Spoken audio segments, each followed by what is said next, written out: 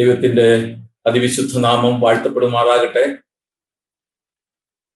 ലോക്ക്ഡൌണിന് മുമ്പ് ചില ബൈബിൾ ക്ലാസ്സുകളായിട്ട് ശമൂവേൽ പ്രവാചകനെ കുറിച്ച് നാം ചിന്തിച്ചുകൊണ്ടിരിക്കുകയായിരുന്നല്ലോ.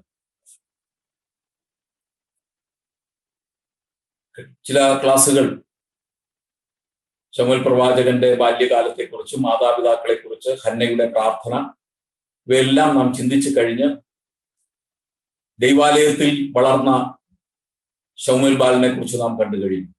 തുടർന്ന് ന്യായാധിപൻ എന്നുള്ള നിലയിലുള്ള പ്രവർത്തനങ്ങൾ തുടങ്ങുന്നതിന് തൊട്ട് മുമ്പ് ചെയ്ത ചില കാര്യങ്ങളാണ് കഴിഞ്ഞ 1-2 ക്ലാസ്സുകളിലായിട്ട് നാം ചിന്തിച്ചു വന്നിരുന്നത്. തോൽവിയിൽ നിന്നും വിജയത്തിലേക്ക് നയിക്കുന്ന ശമൂവേൽ പ്രവാചകനെയാണ് നാം കാണുന്നത്. ഇസ്രായേൽ ജനത്തിന്റെ ആത്മീകമായും ഭൗതികമായും ഉള്ള പരാജയത്തിൽ നിന്നും അവരെ ഒരു വിജയത്തിലേക്ക് നയിക്കുവാൻ ശമൂവേൽ പ്രവാചകൻ ചെയ്തതായ ചില കാര്യങ്ങൾ, അതാണ് 7-ാം അധ്യായത്തിലെ വിഷയം. ആ 7-ാം അധ്യായത്തിനെ കുറിച്ചുള്ള ചില വാക്യങ്ങളെ അടിസ്ഥാനമാക്കിയാണ് ഇന്നും ചിന്തിപ്പാനായിട്ട് ആഗ്രഹിക്കുന്നത്. ആദ്യമായിട്ട് 7-ാം അധ്യായത്തിൽ ആ പെട്ടകത്തെ കുറിച്ച് നാം കാണുകയുണ്ടായി. അത് അബീനാദാബിന്റെ വീട്ടിൽ കൊണ്ടുപോയി അവിടെ വെച്ചിരിക്കുകയാണ്. ഏതാണ്ട് 20 വർഷത്തോളം അവിടെ ആയിരുന്നു. എന്നിട്ടും ഇസ്രായേലിൽ വേണ്ടുന്ന തരത്തിലുള്ള ഒരു മാറ്റമൊന്നും സംഭവിച്ചില്ല. എന്നാൽ ഇസ്രായേൽ ഗ്രഹം യഹോവയോട് വിലപിക്കുന്ന ഒരു സ്ഥിതിയിലേക്ക് എത്തി. അവിടെ മുതലാണ് ഈ ശമൂവേൽ പ്രവാചകന്റെ ന്യായാധിപൻ എന്നുള്ള നിലയിലുള്ള പ്രവർത്തനം ശരിക്കും കാണുന്നത്. ഇസ്രായേൽ ഗ്രഹമൊക്കെയും യഹോവയോട് വിലപിച്ചു എന്ന് 7-ാം അധ്യായം 2-ാമത്തെ വാക്യത്തിൽ നാം കാണുന്നു. All the house of Israel lamented after the Lord. അവരുടെ പാപവും അവർ ആയിരിക്കുന്ന അവസ്ഥയും ഒക്കെ ഓർത്ത് വിലപിക്കുന്ന ഒരു ഇസ്രായേൽ ജനതയെ നാം കാണുന്നു. ആ വിലാപത്തെ ഒരു രൂപാന്തരീകരണത്തിലേക്ക് നയിക്കുന്ന ശമൂവേൽ പ്രവാചകനെയാണ് നാം കാണുന്നത്.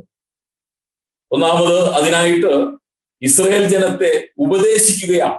7-ാം അധ്യായം അതിന്റെ 3-ാമത്തെ വാക്യത്തിലൊക്കെ നാം കാണുന്നത് ഇസ്രായേൽ ജനത്തെ ഉപദേശിക്കുന്നു. ദൈവ ന്യായപ്രമാണത്തിന്റെ അടിസ്ഥാനത്തിൽ ഉപദേശിക്കുന്നു. ശുദ്ധീകരണ പ്രക്രിയയുടെ 1-ാമത്തെ പടി അത് തന്നെയാണ്. ദൈവവചനം എന്നുള്ളതാണ് ഏതൊരു മനുഷ്യ ആത്മാവിനെ സംബന്ധിച്ചിടത്തോളവും ശുദ്ധീകരണത്തിനുള്ള ആദ്യത്തെ പടി.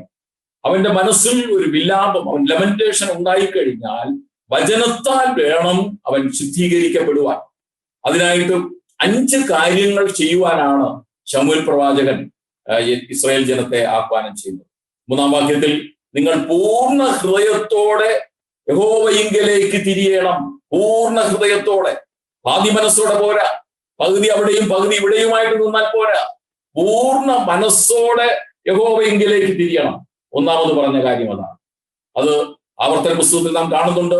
നിന്റെ ദൈവമായ യഹോവയെ നീ പൂർണ്ണ ഹൃദയത്തോടും പൂർണ്ണ മനസ്സോടും പൂർണ്ണ ശക്തിയോടും കൂടെ സ്നേഹിക്കണം. നമ്മിൽ നിന്നും ദൈവം ആഗ്രഹിക്കുന്ന പ്രധാനപ്പെട്ട കാര്യം അതാണ്. പാതി മനസ്സോടെ അല്ല, പൂർണ്ണ മനസ്സോടെ യഹോവയെ സേവിപ്പാൻ തക്കവണ്ണം നമുക്കിടയാകണം. 2-ാമത് പറയുന്ന കാര്യം അന്യ ദൈവങ്ങളെ നീക്കിക്കളയണം. അന്യ ദൈവങ്ങളെ നീക്കിക്കളയണം. ഞാനല്ലാതെ അന്യ ദൈവങ്ങൾ നിങ്ങൾക്ക് ഉണ്ടാകരുതെന്ന് പറഞ്ഞ വലിയവനായ ദൈവം അവരുടെ ന്യായപ്രമാണത്തെ വിട്ട് അവർ വിഗ്രഹ സേവയിലേക്കും ബാൽ വിഗ്രഹത്തെയും ബാൽ ദേവതയിലേക്കും ഒക്കെ അവർ നീങ്ങുന്നതായിട്ട് കാണാനായിട്ട് കഴിയും. അവർ പറയുകയാണ്, അസ്തോരത് പ്രതിഷ്ഠകളെയും ഒക്കെ നീക്കി നിങ്ങൾ ദൈവത്തിങ്കിലേക്ക് വരണം. അന്യ ദൈവങ്ങളെ നീക്കിക്കളയണം. 3-ാമതോടെ പറയുന്നുണ്ട്, എടുത്തു പറയുന്നുണ്ട്, ബാലിന്റെയും അസ്തോരത് പ്രതിഷ്ഠകളെയും നിങ്ങൾ നീക്കിക്കളയണം. സൃഷ്ടാവായ ദൈവത്തിന് കൊടുക്കേണ്ട മഹത്വം ദൈവമല്ലാത്തതിന് കൊടുക്കുമ്പോൾ ദൈവം നമ്മിൽ പ്രസാദിക്കുവാനായിട്ട് ഒരിക്കലും സാധ്യമല്ല. അതുകൊണ്ട് ഇവിടെ പറയുക, നിങ്ങൾ ദൈവത്തിന് കൊടുക്കേണ്ട മഹത്വം ദൈവത്തിന് കൊടുക്കണം. സൃഷ്ടാവായ ദൈവത്തിന് കൊടുക്കേണ്ട സ്ഥാനം മറ്റുള്ളതിന് കൊടുക്കരുത്. ബാലിനെയും അസ്തോരത് പ്രതിഷ്ഠകളെയും നിങ്ങൾ നീക്കിക്കളയണം. അടുത്ത് പറയുന്നത്, നിങ്ങളുടെ ഹൃദയങ്ങളെ യഹോവയെങ്കിലേക്ക് തിരിക്കണം. നീക്കിക്കളഞ്ഞാൽ പോരാ, നിങ്ങളുടെ ഹൃദയം ഇന്ന് വേറെ പല കാര്യങ്ങളിൽ പതിഞ്ഞിരിക്കുകയാണ്. നിങ്ങളുടെ ഹൃദയം ഈ ലോകത്തിലെ പല കാര്യങ്ങളിൽ ആശ്രയം വച്ചിരിക്കുകയാണ്. അത് പാടില്ല. നിങ്ങളുടെ ഹൃദയം യഹോവയിലേക്ക് തിരിയണം. അടുത്ത് പറയുന്നത് യഹോവയെ മാത്രം സേവിക്കണം. യഹോവയെ മാത്രം സേവിക്കണം. അവനെ മാത്രമേ ആരാധിക്കാവൂ, നമസ്കരിക്കാവൂ എന്ന് പറഞ്ഞ ദൈവവചനത്തിന്റെ അടിസ്ഥാനത്തിൽ പ്രകാരം 5 കാര്യങ്ങൾ പറഞ്ഞ് അവരെ ദൈവത്തിങ്കിലേക്ക് തിരിക്കുന്ന ശമൂവേൽ പ്രവാചകനെ നാം കണ്ടു കഴിഞ്ഞതാണ്. അടുത്തപടി ശമൂവേൽ പ്രവാചകൻ ചെയ്യുന്നത് പ്രാർത്ഥനയാണ്. പ്രാർത്ഥന 7-ാം അധ്യായം അതിന്റെ 4-5 വാക്യങ്ങൾ കാണുന്നുണ്ട്. അനന്തരം ശമൂവേൽ എല്ലാ ഇസ്രായേലിനെയും മിസ്പയിൽ കൂട്ടുവിൻ, ബെന്യാമീന്യ പട്ടണമായ മിസ്പയിൽ കൂട്ടുവിൻ, ഞാൻ നിങ്ങൾക്ക് വേണ്ടി യഹോവയോട് പ്രാർത്ഥിക്കാം. വചന അനുസരിച്ച് ഹൃദയത്തിനൊരു മാറ്റമുണ്ടാകുമ്പോൾ അതിനെ സമർപ്പിച്ച് ദൈവത്തിന് അനുകൂലമായി പ്രാർത്ഥിക്കേണ്ടത് ആവശ്യമാണ്. ഇവിടെ പ്രാർത്ഥിക്കുന്ന ശമൂവേൽ പ്രാർത്ഥനയിൽ ചില കാര്യങ്ങൾ നമ്മൾ കണ്ടതാണ്. ഒന്നാമത് ഉപവസിച്ചു. ആ ദിവസം ഉപവസിച്ചു. അത് കഴിഞ്ഞ് പ്രാർത്ഥിക്കുക. എങ്ങനെ പ്രാർത്ഥിച്ചു? വെള്ളം കോരി യഹോവയുടെ സന്നിധിയിൽ ഒഴിച്ച് പ്രാർത്ഥിച്ചു. ഇത് ഒരു പ്രതീകാത്മകമായ പ്രാർത്ഥനയായിട്ട് ഞാൻ പറഞ്ഞു. വെള്ളം കോരി ഒഴിക്കുക എന്ന് പറഞ്ഞ ഹൃദയങ്ങളെ വെള്ളം പോലെ ദൈവസന്നിധിയിൽ പകരുന്ന ഒരു രീതിയാണ്. വിലാപങ്ങളുടെ പുസ്തകം 2-ാം അധ്യായം 19-ാം വാക്യത്തിൽ നാം വായിക്കുന്നുണ്ട്, നിന്റെ ഹൃദയത്തെ വെള്ളം പോലെ കർത്തൃസന്നിധിയിൽ പകരുക. ആ അനുഭവമാണ് വെള്ളം കോരി ഒഴിച്ച് പ്രാർത്ഥിക്കുക എന്ന് പറഞ്ഞാൽ.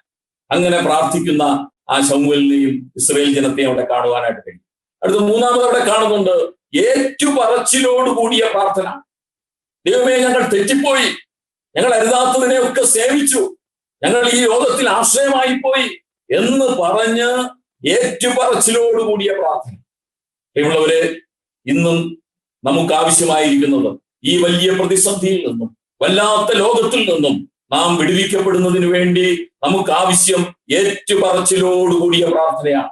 വെറുതെ ഹൃദയത്തിൽ വിലാപമുണ്ടായാൽ പോരാ, അത് ഏറ്റുപറച്ചിലായിട്ട് മാറണം. നമ്മുടെ പാപങ്ങൾ, നമ്മുടെ കുറവുകളൊക്കെ ദൈവസന്നിധിയിൽ ഏറ്റുപറഞ്ഞ് ഉപേക്ഷിക്കുവാൻ നാം തയ്യാറാകണം. എങ്കിൽ മാത്രമേ ഇതിൽ നിന്നൊരു വിടുതൽ നമുക്ക് ലഭിക്കുകയുള്ളൂ. ഇസ്രായേൽ ജനം തോൽവിയിൽ നിന്നും പരാജയത്തിൽ നിന്നും വിജയത്തിലേക്ക് നയിക്കുവാൻ അവരെ ഇടയാക്കിയത് ഇതൊരു പ്രധാനപ്പെട്ട ഘടകമാണ്. ഏറ്റുപറച്ചിലോടുകൂടിയ പ്രാർത്ഥന. അവരിതൊക്കെ പ്രാർത്ഥിച്ചു കഴിഞ്ഞപ്പോൾ ശമൂവേൽ പ്രവാചകൻ വീണ്ടും തുടർമാനമായിട്ട് പ്രാർത്ഥിക്കുകയാണ്.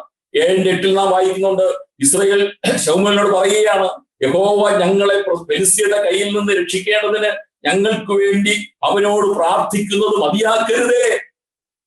ചിലർ വിചാരിക്കുക, ഇത്രയൊക്കെ പ്രാർത്ഥിച്ചില്ലേ, ഇനി മതി, ദൈവം കേൾക്കണമെങ്കിൽ മതി, പോരാ, അവസാനം വരെ അതിന് ഉത്തരം കിട്ടുന്നത് വരെ അല്ല, കിട്ടിക്കഴിഞ്ഞാലും നാം ദൈവത്തിനോട് പ്രാർത്ഥിച്ചേ മതിയാവും. ഞങ്ങൾക്ക് വേണ്ടി അവനോട് പ്രാർത്ഥിക്കുന്നത് മതിയാക്കരുതേ. അങ്ങനെ ഇസ്രായേലിന് വേണ്ടി ശമൂവേൽ പ്രവാചകൻ പ്രാർത്ഥിക്കുന്ന പ്രാർത്ഥന എത്രയോ വലുതാണ്. ആ പ്രാർത്ഥനയുടെ ഫലവും അവർ കണ്ടു. അവിടെ 7-13 വാക്യം നിങ്ങൾ നോക്കിയാൽ കാണാനായിട്ട് കഴിയും. ഇങ്ങനെ ഫെലിസ്ത്യർ ഒതുങ്ങി എന്നുള്ളത് അവിടെ ശരിക്കും പറഞ്ഞ മുട്ടുമടക്കി. ദൈവസന്നിധിയിൽ ദൈവജനത്തിന്റെ പ്രാർത്ഥന ചൊല്ലുമ്പോൾ മടക്കാത്ത മുട്ടുകളൊക്കെയും അവന്റെ സന്നിധിയിൽ മടങ്ങും, അടങ്ങാത്തതൊക്കെയും അവന്റെ സന്നിധിയിൽ അടങ്ങും. അതാണ് ദൈവജനത്തിന്റെ പ്രാർത്ഥനയുടെയും ഏറ്റുപറച്ചിലിന്റെയും അനുതാപത്തിന്റെയും ഏറ്റവും എഫക്റ്റീവായിട്ടുള്ള കാര്യം എന്ന് പറഞ്ഞാൽ അതാണ്. ഇവിടെ പ്രാർത്ഥനയുടെ ഫലമായിട്ട് ഫെലിസ്ത്യർ ആരാലും ഒതുക്കുവാൻ കഴിയാത്ത എത്രയോ പേർ ഒതുക്കുവാനായിട്ട് പ്രയത്നിച്ചു. ശങ്കർ ഒരു മുടിങ്കോല് കൊണ്ട് 600 പേരെ കൊന്നു എന്ന് നാം വായിക്കുന്നുണ്ട്. 600 പേരെ കൊന്നു. ശിംശോൻ എത്രയോ ആയിരങ്ങളെ കൊന്നു. എന്നാൽ അതുകൊണ്ടൊന്നും ഈ ഫെലിസ്ത്യരെ ഒടുക്കുവാനായിട്ടോ കഴിഞ്ഞില്ല. എന്നാൽ കേവലം ഒരു പ്രാർത്ഥനയുടെ മുമ്പിൽ, ഒരു ഏറ്റുപറച്ചിലിന്റെ മുൻപിൽ, ഒരു അനുതാപത്തിന്റെ മുമ്പിൽ മുട്ടുമടക്കുന്ന ഫെലിസ്ത്യരെ നമുക്ക് കാണുവാനായിട്ട് കഴിയും. പ്രിയമുള്ളവരെ, നമ്മുടെ പ്രാർത്ഥനയുടെ കുറവുകൾ പരിഹരിച്ച് മുന്നോട്ട് പോയാൽ തീർച്ചയായിട്ടും ഈ പ്രതിസന്ധികളൊന്നും നമുക്കൊരു പ്രതിസന്ധിയല്ല. നാം ദൈവസന്നിധിയിൽ മുട്ടുമടക്കുമ്പോൾ ശത്രു ദൈവസന്നിധിയിൽ മുട്ടുമടക്കും. നാം ദൈവസന്നിധിയിൽ മുട്ടുമടക്കുമ്പോൾ ശത്രു പരാജയം സമ്മതിച്ച് അവൻ മുട്ടുകളെ മടക്കുകയാണ്. നമ്മുടെ പ്രാർത്ഥനയ്ക്ക് ദൈവം ഉത്തരമരുളും എന്നുള്ളതിന് യാതൊരു സംശയമില്ല. ശമൂവേൽ ഇസ്രായേലിന് വേണ്ടി പ്രാർത്ഥിച്ചു, യഹോവ ഉത്തരമരുളി എന്ന് 9-ാമത്തെ വാക്യത്തിൽ നാം കാണുന്നു. 9-ാമത്തെ വാക്യം ഇന്ന് പ്രധാനമായിട്ടും ചിന്തിപ്പാനായിട്ട് ആഗ്രഹിക്കുന്നത്, ന്യായപാലനം ചെയ്യുന്ന ശമൂവേൽ പ്രവാചകൻ. ഇതുവരെയും ദൈവജനത്തെ തിരികെ കൊണ്ടുവരുന്നതിന് വേണ്ടി, ദൈവജനത്തെ ഒരു നേരായ പാതയിലേക്ക് നടത്തുന്നതിന് വേണ്ടി വളരെയധികം പ്രയത്നിച്ച ശമൂവേലിനെയാണ് നാം കഴിഞ്ഞ ക്ലാസ്സുകളിലൊക്കെ കണ്ടുകൊണ്ടിരുന്നത്. അതിനുവേണ്ടി തനിക്ക് ചെയ്യാവുന്ന കാര്യങ്ങൾ എന്തൊക്കെയാണ്? ആത്മീകമായി അവരെ തിരികെ കൊണ്ടുവരിക, ആത്മീക പരാജയത്തിൽ നിന്നും വിജയത്തിലേക്ക് എത്തിക്കുക, ആ ആത്മീയ പരാജയത്തിന്റെ ഫലമായി അവരിൽ സംഭവിച്ച ഭൗതികമായ പാളിച്ചകൾ, ഭൗതികമായ പരാജയങ്ങൾ, അതിനെ വിജയത്തിലേക്ക് എത്തിക്കുക. അതിന് ഒന്നാമത്തെ പടി വചനത്താലുള്ള വിശുദ്ധീകരണം, രണ്ടാമത്തെ പടി പ്രാർത്ഥനയാലും അനുതാപത്താലും ഏറ്റുപറച്ചിലിനാലുമുള്ള സമർപ്പണത്തോടുകൂടിയ പ്രാർത്ഥന. ഇത് രണ്ടും കഴിഞ്ഞതിന് ശേഷം മാത്രമാണ് ശമൂവേൽ ശരിക്കും ന്യായപാലനം തുടങ്ങുന്നത്. 7-ാം അധ്യായം അതിന്റെ 6-ാമത്തെ വാക്യത്തിന്റെ അവസാന ഭാഗം നമുക്കൊന്ന് നോക്കിയാൽ, ബൈബിള് ഉള്ളവരൊക്കെ ഒന്ന് എടുത്തു നോക്കുന്നതൊക്കെ നല്ലതാണ്. വെറുതെ കേട്ടുകൊണ്ടിരിക്കാതെ എടുത്തു നോക്കുകയും കുറിച്ചെടുക്കുകയും ചെയ്താൽ ഏറ്റവും നല്ലതാണ്. ഞാൻ വെറുതെ പറയുന്നതല്ല. ഞാൻ കഴിഞ്ഞ ഈ ലോക്ക്ഡൌൺ സമയത്ത് തുടങ്ങിയ ക്ലാസ് മുതൽ അവസാനത്തെ ക്ലാസ് വരെ, കഴിഞ്ഞ ഞായറാഴ്ച ചാൾസ് ജോൺ അച്ഛൻ പറഞ്ഞ ക്ലാസ് വരെയുള്ള നോട്ടുകൾ മിക്കവാറും ഒരു ഡയറിയിൽ എഴുതി സൂക്ഷിപ്പാൻ തന്നെ. അത് എന്റെ ജീവിതത്തിൽ വളരെയധികം പ്രയോജനകരമായ ഒരു കാര്യം തന്നെയാണ്. പ്രിയമുള്ളവരെ, നാം ദൈവവചനം കേൾക്കുമ്പോൾ അത് ജാഗ്രതയോടെ കൈക്കൊള്ളുക. അത് അങ്ങനെ തന്നെയോ എന്ന് പരിശോധിക്കുക. അതാര് പറഞ്ഞാലും ദൈവവചനത്തിൽ നിന്ന് പറയുന്നു എന്നുള്ളതാണ്. എന്നാലും ആ ജാഗ്രതയോടെ അതങ്ങനെ തന്നെയോ എന്ന് ഒന്ന് ശോധന ചെയ്ത് നാം പരിശോധിച്ച് നാം ഉൾക്കൊള്ളുകയും ദൈവവചനങ്ങളെ സൂക്ഷ്മമായിട്ട് അത് പരിശോധിച്ച് ഉറപ്പുവരുത്തേണ്ടതും നമ്മുടെ കടമയാണ്.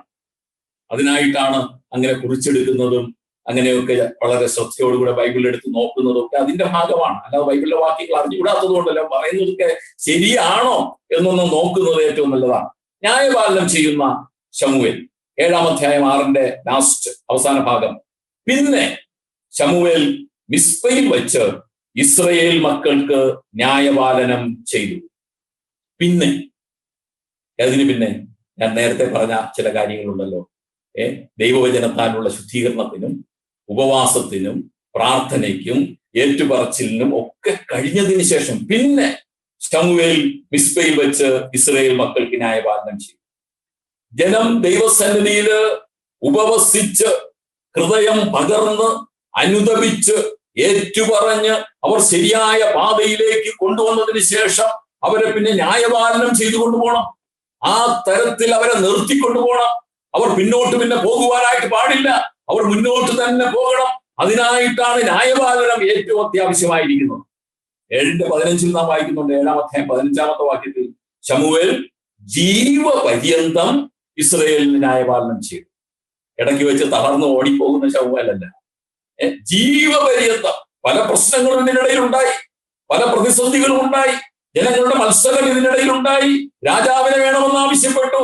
എന്നാലൊന്നും അതിൽ നിരാശനായി പിന്നോട്ട് പോകാതെ മുന്നോട്ട് തന്നെ ന്യായപാലനം ചെയ്ത ശമൂവേലിനെയാണ് കാണാനായിട്ട് കഴിയുന്നത്. ജീവപര്യന്തം ന്യായപാലനം ചെയ്തു. ജനത്തിന്റെ ആ പിറുപിറുപ്പിലും ജനത്തിന്റെ ആ മത്സരഭാവത്തിലും ഒന്നും പിന്നോട്ട് പോകാത്ത ആ ശമൂവേലിനെ കാണാനായിട്ട് കഴിയും. 7:16 നാം വായിക്കുന്നുണ്ട്, അവൻ ആണ്ടുതോറും ബഥേലിലും ഗിൽഗാലിലും മിസ്പയിലും ചുറ്റി സഞ്ചരിച്ച് അവിടങ്ങളിൽ വെച്ച് ഇസ്രായേൽ ന്യായപാലനം ചെയ്തിട്ട് രാമയിലേക്ക് മടങ്ങിപ്പോരും. ഈ രാമയും ആ ഗിൽഗാലും ഒക്കെ തമ്മിൽ വളരെ, ബഥേലും ഒക്കെ വളരെ അകലെ കിടക്കുന്ന, ഏതാണ്ട് ഒരു 80 കിലോമീറ്ററെങ്കിലും അകലെ കിടക്കുന്ന പ്രദേശങ്ങളാണ്. അവിടെയൊക്കെ ആ കാലഘട്ടത്തിൽ നടന്നായിരിക്കാൻ പോയിരിക്കുന്നത്.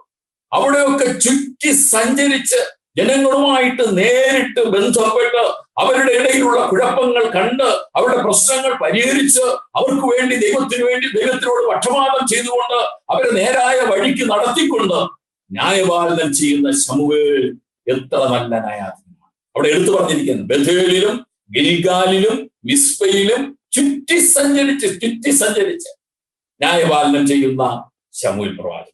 ആ ശമൂവേൽ പ്രവാചകൻ ന്യായപാലനത്തെ കുറിച്ച് ധാരാളം കാര്യങ്ങൾ പറയാനുണ്ട്. പെട്ടെന്ന് ചില കാര്യങ്ങൾ മാത്രം പറഞ്ഞു മുന്നോട്ട് പോട്ടെ. ഈ ന്യായപാലനം ആ ചെയ്തതിന് ശേഷം അവൻ രാമയിൽ വരും. ഈ രാമയിൽ വരുന്നതിന് പ്രധാനപ്പെട്ട അവിടെ വീടുണ്ടായിരുന്നു എന്ന് പറയുന്നതിനുപരി അവിടെ താൻ ഒരു യാഗപീഠം പണിതിട്ടുണ്ടായി. ഒരു യാഗപീഠം. ആ യാഗപീഠത്തിൽ നിരന്തരമായി ഹോമയാഗം കഴിക്കുക എന്നുള്ളത് തന്റെ പതിവാണ്. നാം എവിടെയൊക്കെ ചുറ്റി സഞ്ചരിച്ചാലും ദൈവസന്നിധിയിൽ നാം വന്നേ മതിയാവും. ഓടി നടക്കുന്നതിലല്ല, എത്ര തന്നെ നമ്മൾ സുവിശേഷം അറിയിക്കുന്നതിലേക്ക് ഓടി നടന്നാലും നമുക്കൊരു യാഗപീഠമുണ്ട്. കാൽവറി ക്രൂശിന്റെ ചുവട്ടിൽ നാം വന്നേ മതിയാവും. നാം ചുറ്റി സഞ്ചരിക്കണം. നിങ്ങൾ പുറപ്പെട്ടു പോകണമെന്ന് കർത്താവായ യേശു ക്രിസ്തു നമ്മോട് പറഞ്ഞിട്ടുണ്ട്. നാം പുറപ്പെട്ടു പോകണം. എന്നാൽ പുറപ്പെട്ടു പോയതിനു ശേഷവും, പുറപ്പെട്ടു പോകുന്നതിന് മുമ്പും പുറപ്പെട്ടു പോയതിനു ശേഷവും നാം ആ രാമയിൽ, ദൈവത്തിനു വേണ്ടി ഉണ്ടാക്കിയിരിക്കുന്ന യാഗപീഠത്തിൽ നാം കടന്നു വരേണ്ടത് ആവശ്യമാണ്. അവിടെയാണ് നമുക്ക് ആവശ്യമായിട്ടുള്ള എല്ലാം ലഭിക്കുന്നത്. കാൽവറി ക്രൂശിന്റെ ചുവട്ടിൽ ദൈവം നമുക്ക് വേണ്ടി യാഗമായി തീർന്ന ആ പരമയാഗത്തിന്റെ ചുവട്ടിലല്ലാതെ നമുക്ക് യാതൊരു ആശ്വാസവും ലഭിക്കില്ല. അവിടെ നിന്നല്ലാതെ യാതൊരു പ്രചോദനവും ലഭിക്കുന്നില്ല. ചുറ്റി സഞ്ചരിച്ച് ന്യായപാലനം ചെയ്ത ആ ശമൂവേൽ പ്രവാചകൻ രാമയിൽ ആ യാഗപീഠമുള്ള സ്ഥലത്ത് വരും. ഈ ശമൂവേൽ പ്രവാചകന്റെ ന്യായപാലനത്തെ കുറിച്ച് വളരെ കൂടുതൽ ആ രീതികളൊന്നും പറയുന്നില്ല. എന്നാല് നമുക്ക് ചില കാര്യങ്ങൾ 12-ാമത്തെ അധ്യായത്തില് നമുക്ക് ആ ശമൂവേലിന്റെ അന്ത്യപ്രഭാഷണമുണ്ട്, അല്ലെങ്കിൽ വിടവാങ്ങൽ സന്ദേശം ഉണ്ട്. ആ വിടവാങ്ങൽ സന്ദേശം നമ്മൾ പിന്നീട് ചിന്തിക്കുന്നതാണ്. എന്നാൽ ഈ ന്യായപാലനത്തോടുള്ള ബന്ധത്തിൽ താൻ എങ്ങനെയാണ് ന്യായപാലനം ചെയ്തത്, അവിടെ ഒരു പ്രത്യേക സ്വാർത്ഥതയുമില്ലാതെ നീതിയോടുകൂടിയ ന്യായപാലനം. 12-ാം അധ്യായം അതിന്റെ 3-4 വാക്യങ്ങൾ നിങ്ങൾ വായിച്ചാൽ നമുക്ക് മനസ്സിലാക്കാനായിട്ട് കഴിയും. നീതിയോടുകൂടിയ ന്യായപാലനം മാത്രമല്ല, സ്വാർത്ഥ താല്പര്യങ്ങൾ ഒന്നും അതിലുണ്ടായിരുന്നില്ല. നാം ദൈവത്തിനു വേണ്ടി ജനത്തോട് ന്യായപാലനം ചെയ്യുമ്പോൾ, ദൈവത്തിനു വേണ്ടി പ്രവർത്തിക്കുമ്പോൾ അത് നീതിയോടുകൂടെ ആയിരിക്കണം. അതിൽ ഒരു കളങ്കവും പാടില്ല. മാത്രമല്ല, അതിൽ നമ്മുടേതായ സ്വാർത്ഥത ഒന്നും പാടില്ല. ഞാൻ എന്നുള്ള ഭാവം മാറ്റിവെച്ച് യഥാർത്ഥത്തിൽ ദൈവത്തിനു വേണ്ടി ന്യായപാലനം ചെയ്യുന്നു. നമ്മള് ഈ ശമൂവേലിനെ കുറിച്ച് ആദ്യം നമ്മൾ കണ്ടു കഴിഞ്ഞാൽ, ചെറുപ്പകാലത്തില് ആ ദേവാലയത്തിലായിരിക്കുമ്പോൾ ഏലിയുടെ മുമ്പാകെ യഹോവയ്ക്ക് ശുശ്രൂഷ ചെയ്യും. ഏലിയുടെ മുമ്പാകെയാ ശുശ്രൂഷ ചെയ്യുന്നത്. പക്ഷെ ആർക്കാ? യഹോവയ്ക്ക് ശുശ്രൂഷ ചെയ്യുന്ന ശമൂവേൽ പ്രവാചകനെയാണ് നാം കണ്ടത്. പ്രിയമുള്ളവരെ, നമ്മുടെ ശുശ്രൂഷകൾ, നമ്മുടെ ന്യായപാലനങ്ങൾ ഒക്കെ ഈ മനുഷ്യരുടെ മധ്യയാണ്. എന്നാൽ അത് യഹോവയുടെ മുമ്പാകെയാണ്. നീതിയോടെ ആയിരിക്കണം. അതിൽ യാതൊരു സ്വാർത്ഥ താല്പര്യങ്ങളും പാടില്ല. അത് ജനം സമ്മതിക്കുന്നുണ്ട്. 12-ാം അധ്യായത്തിന്റെ 3-4 വാക്യങ്ങൾ ഒന്ന് വായിച്ച് മുന്നോട്ട് പോട്ടെ. ഞാൻ ഇതാ ഇവിടെ നിൽക്കുന്നു. ഞാൻ ഒരുത്തന്റെ കാളയെ അപഹരിച്ചിട്ടുണ്ടോ? ഒരുത്തന്റെ കഴുതയെ അപഹരിച്ചിട്ടുണ്ടോ? ഞാൻ വല്ലവനെയും ചതിച്ചിട്ടുണ്ടോ? വല്ലവനെയും പീഡിപ്പിച്ചിട്ടുണ്ടോ? ഞാൻ വല്ലവന്റെയും കയ്യിൽ നിന്ന് കൈക്കൂലി വാങ്ങി എന്റെ കണ്ണ് കുരുടാക്കിയിട്ടുണ്ടോ? യഹോവയുടെയും അവന്റെ അഭിഷിക്തന്റെയും മുമ്പാകെ എന്റെ നേരെ സാക്ഷീകരിപ്പിൻ, ഞാനത് മടക്കിത്തരാം. അതിന് അവർ, നീ ഞങ്ങളെ ചതിക്കുകയോ പീഡിപ്പിക്കുകയോ യാതൊരുത്തന്റെ കയ്യിൽ നിന്ന് വല്ലതും അപഹരിക്കുകയോ ചെയ്തിട്ടില്ല. ഓക്കെ, ജനത്തിന്റെ സാക്ഷ്യം ദൈവത്തിന്റെ മുമ്പാകെ, ദൈവത്തെ മുമ്പാകെ നിർത്തിക്കൊണ്ട് ദൈവം മുമ്പാകെ ജനത്തിന്റെ മേൽ പറയുന്ന കാര്യമാണ്. അതൊക്കെ ജനം സമ്മതിക്കുകയാണ്. ശരിയാണ്, നീ പറഞ്ഞ കാര്യങ്ങളൊക്കെ ശരിയാണ്. ഒരു ഒരു ഒരു കുറ്റവും ജനത്തിന് അവന് അവിടെ കുറിച്ച് പറയാനായിട്ട് സാധിക്കും. മാത്രമല്ല, ഈ 12-ാം അധ്യായത്തിന്റെ 11-ാമത്തെ വാക്യത്തിൽ അവന്റെ ന്യായപാലനത്തിന്റെ മറ്റൊരു കാര്യം നമുക്ക് പറയാനായിട്ട് കഴിയും. ജനങ്ങൾ നിർഭയമായി വസിച്ചു. 12-ാം അധ്യായം 11-ാമത്തെ വാക്യത്തിലാണ് ജനങ്ങൾ നിർഭയമായി വസിച്ചു. ഈ ഇസ്രയേലിനെ ന്യായപാലനം ചെയ്ത ശമൂവേലിന്റെ കാലഘട്ടം എന്ന് പറയുന്നത് ജനത്തിന് യാതൊരു ഭയവുമില്ലാതെ വളരെ വളരെ സന്തോഷത്തോടെ സൗഖ്യത്തോടു കൂടെ ജീവിക്കാനായിട്ട് കഴിയും. പ്രിയമുള്ളവരെ, അതിന്റെ പിന്നിൽ ശമൂവേൽ പ്രവാചകന്റെ പ്രാർത്ഥന, അവന്റെ യാഗപീഠത്തിന് മുമ്പിലുള്ള സമർപ്പണം, ഇതൊക്കെ ഉണ്ടായിരുന്നു എന്നുള്ളതിന് യാതൊരു സംശയവുമില്ല. ജനത്തെ ധൈര്യപൂർവം നമുക്ക് നേരിടണമെങ്കിൽ, നാം ജനത്തിന്റെ മുമ്പാകെ നമുക്ക് ധൈര്യത്തോടുകൂടെ നിൽക്കണമെങ്കിൽ, നമ്മുടെ പ്രവർത്തനങ്ങൾ, നമ്മുടെ ജീവിതം, നമ്മുടെ ന്യായപാലനമൊക്കെ നീതിയോടുകൂടെ ആയിരിക്കണം. സ്വാർത്ഥ താല്പര്യങ്ങളൊന്നും ഇല്ലാത്തതായിരിക്കണം. എന്നാൽ മാത്രമേ നമുക്ക് ജനത്തിന്റെ മുമ്പാകെ ഉയർത്തിപ്പിടിച്ച കൈകളുമായിട്ട് നമുക്ക് ദൈവസന്നിധിയിലും നിൽക്കുവാനായിട്ട് കഴിയുകയുള്ളൂ. ന്യായപാലനത്തിന്റെ കീഴിൽ ജനങ്ങൾക്ക് അങ്ങനെയാണെങ്കിൽ, ശരിയായ തരത്തിലുള്ള ന്യായപാലനമാണെങ്കിൽ ജനത്തിന് നിർഭയമായിട്ട് വസിക്കാനായിട്ട് കഴിയും. എന്തുകൊണ്ട്? അവർ വിചാരിക്കും, പ്രതിസന്ധി വരുമ്പോൾ നമുക്ക് വേണ്ടി ഒരു ശമൂവേൽ പ്രവാചകനുണ്ട്, അവൻ ദൈവത്തോട് അപേക്ഷിക്കും, നമുക്ക് അവനോട് കാര്യം പറയാം, അവന്റെ അടുക്കലേക്ക് നമുക്ക് ചെല്ലാം. പ്രിയമുള്ളവരെ, ഇതാണ് ശരിയായ ന്യായപാലനം. എന്നാൽ ഈ ന്യായപാലനത്തിൽ ചില പ്രശ്നങ്ങൾ അവിടെ കാണാനായിട്ട് കഴിയും. ശമൂവേൽ വൃദ്ധനായപ്പോൾ അവിടെ ചില പ്രശ്നങ്ങൾ അതവിടെ 8-ാം അധ്യായത്തിലാണ് കാണുന്നത്. ന്യായപാലനത്തിൽ വന്ന ഒരു വീഴ്ച ദൈവാത്മാവ് അവിടെ കാണിക്കും. അത് പറയാതിരിക്കാനായിട്ട് സാധിക്കില്ല. ദൈവാത്മാവ് ഏതൊരു പ്രവാചകനായാലും, ദാവീദായിക്കോട്ടെ, മോശ ആയിക്കോട്ടെ, അബ്രഹാം ആയിക്കോട്ടെ, ഏത് മഹത് വ്യക്തികളായാലും ശരി, അവരുടെ ജീവിതത്തിൽ ആത്മീകമായി എന്തെങ്കിലും പോരായ്മകൾ ഉണ്ടെങ്കിൽ അത് എടുത്തു കാണിക്കും. എന്തിനു വേണ്ടിയാ? അത് അനുകരിക്കാനല്ല, അത് നമുക്കൊരു മുന്നറിയിപ്പായിട്ട് അത് എടുത്തു കാണിക്കുമെന്ന് മാത്രമല്ല, അതിന്റെ ആഫ്റ്റർ എഫക്റ്റ്, അതുമൂലം എന്ത് സംഭവിച്ചു അതും പറയും. ഇവിടെ ശമൂവേലിന്റെ വന്ന ഒരു ഭാഗത്ത് ഒരു പ്രധാനപ്പെട്ട വീഴ്ചയെന്ന് എനിക്ക് പറയാൻ പറ്റുമോ എന്നറിയില്ല, എന്നാലും ഞാൻ പറയുകയാണ്, തന്റെ ന്യായപാലനത്തിൽ വന്ന ഒരു പ്രധാന ഒരു പോരായ്മ അവിടെ ദൈവാത്മാവ് രേഖപ്പെടുത്തിയിട്ടുണ്ട്. ശമൂവേലിന്റെ വഴികളിൽ നടക്കാത്ത തന്റെ മക്കളെ ഇസ്രയേലിന്റെ ന്യായപാലനത്തിന് നിയമിച്ചു എന്നുള്ളതാണ്. അവിടെ നാം ഇങ്ങനെയാണ് വായിക്കുന്നത്: ശമൂവേൽ വൃദ്ധനായപ്പോൾ തന്റെ പുത്രന്മാരെ ഇസ്രായേലിന് ന്യായാധിപന്മാരാക്കി. ആദ്യജാതൻ യോവേൽ, രണ്ടാമൻ അബിയാവ്. അവർ ബേർശേബയിൽ ന്യായപാലനം ചെയ്തു പോന്നു.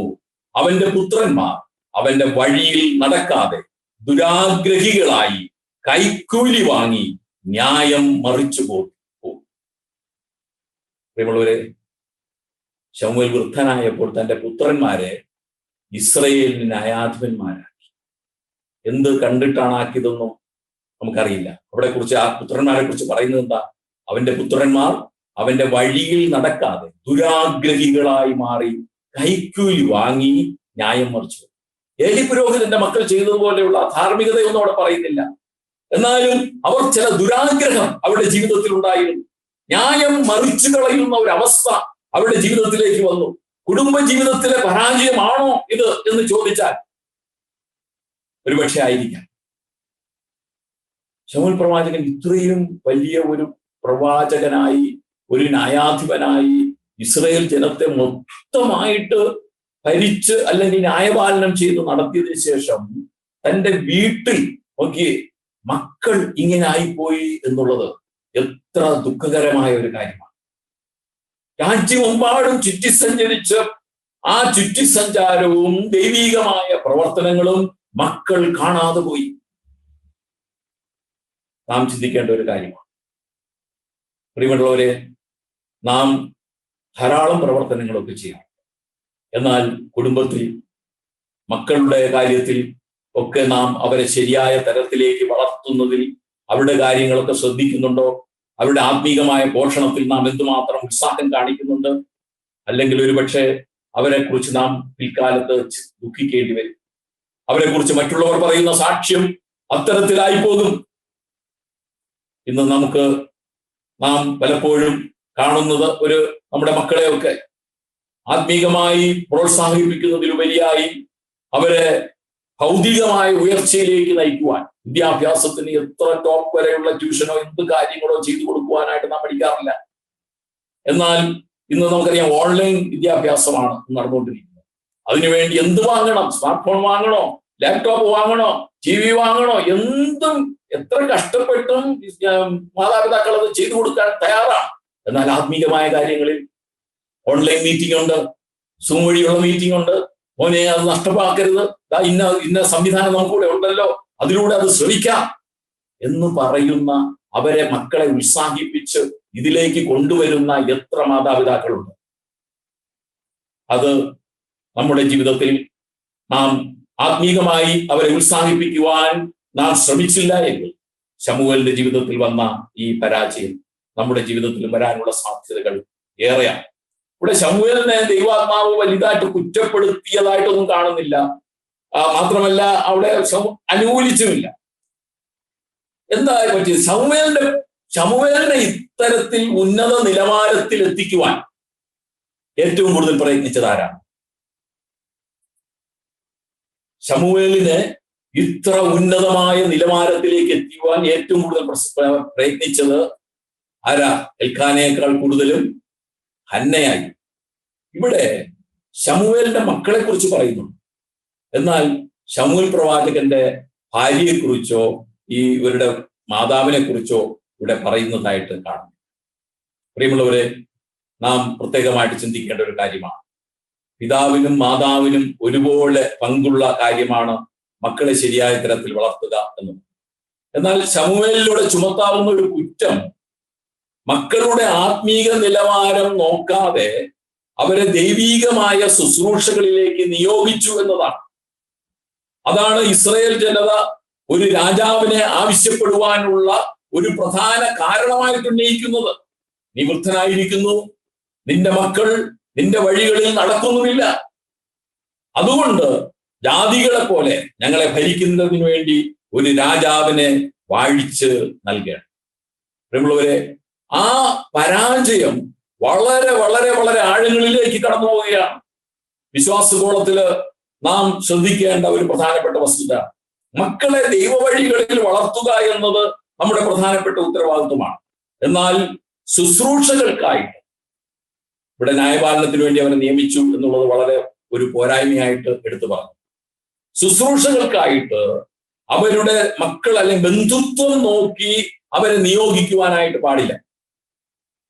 അതിനുള്ള പ്രധാന മാനദണ്ഡമായിട്ട് എടുക്കേണ്ടത് ആത്മീയതയായിരിക്കണം. ബന്ധുത്വമല്ല.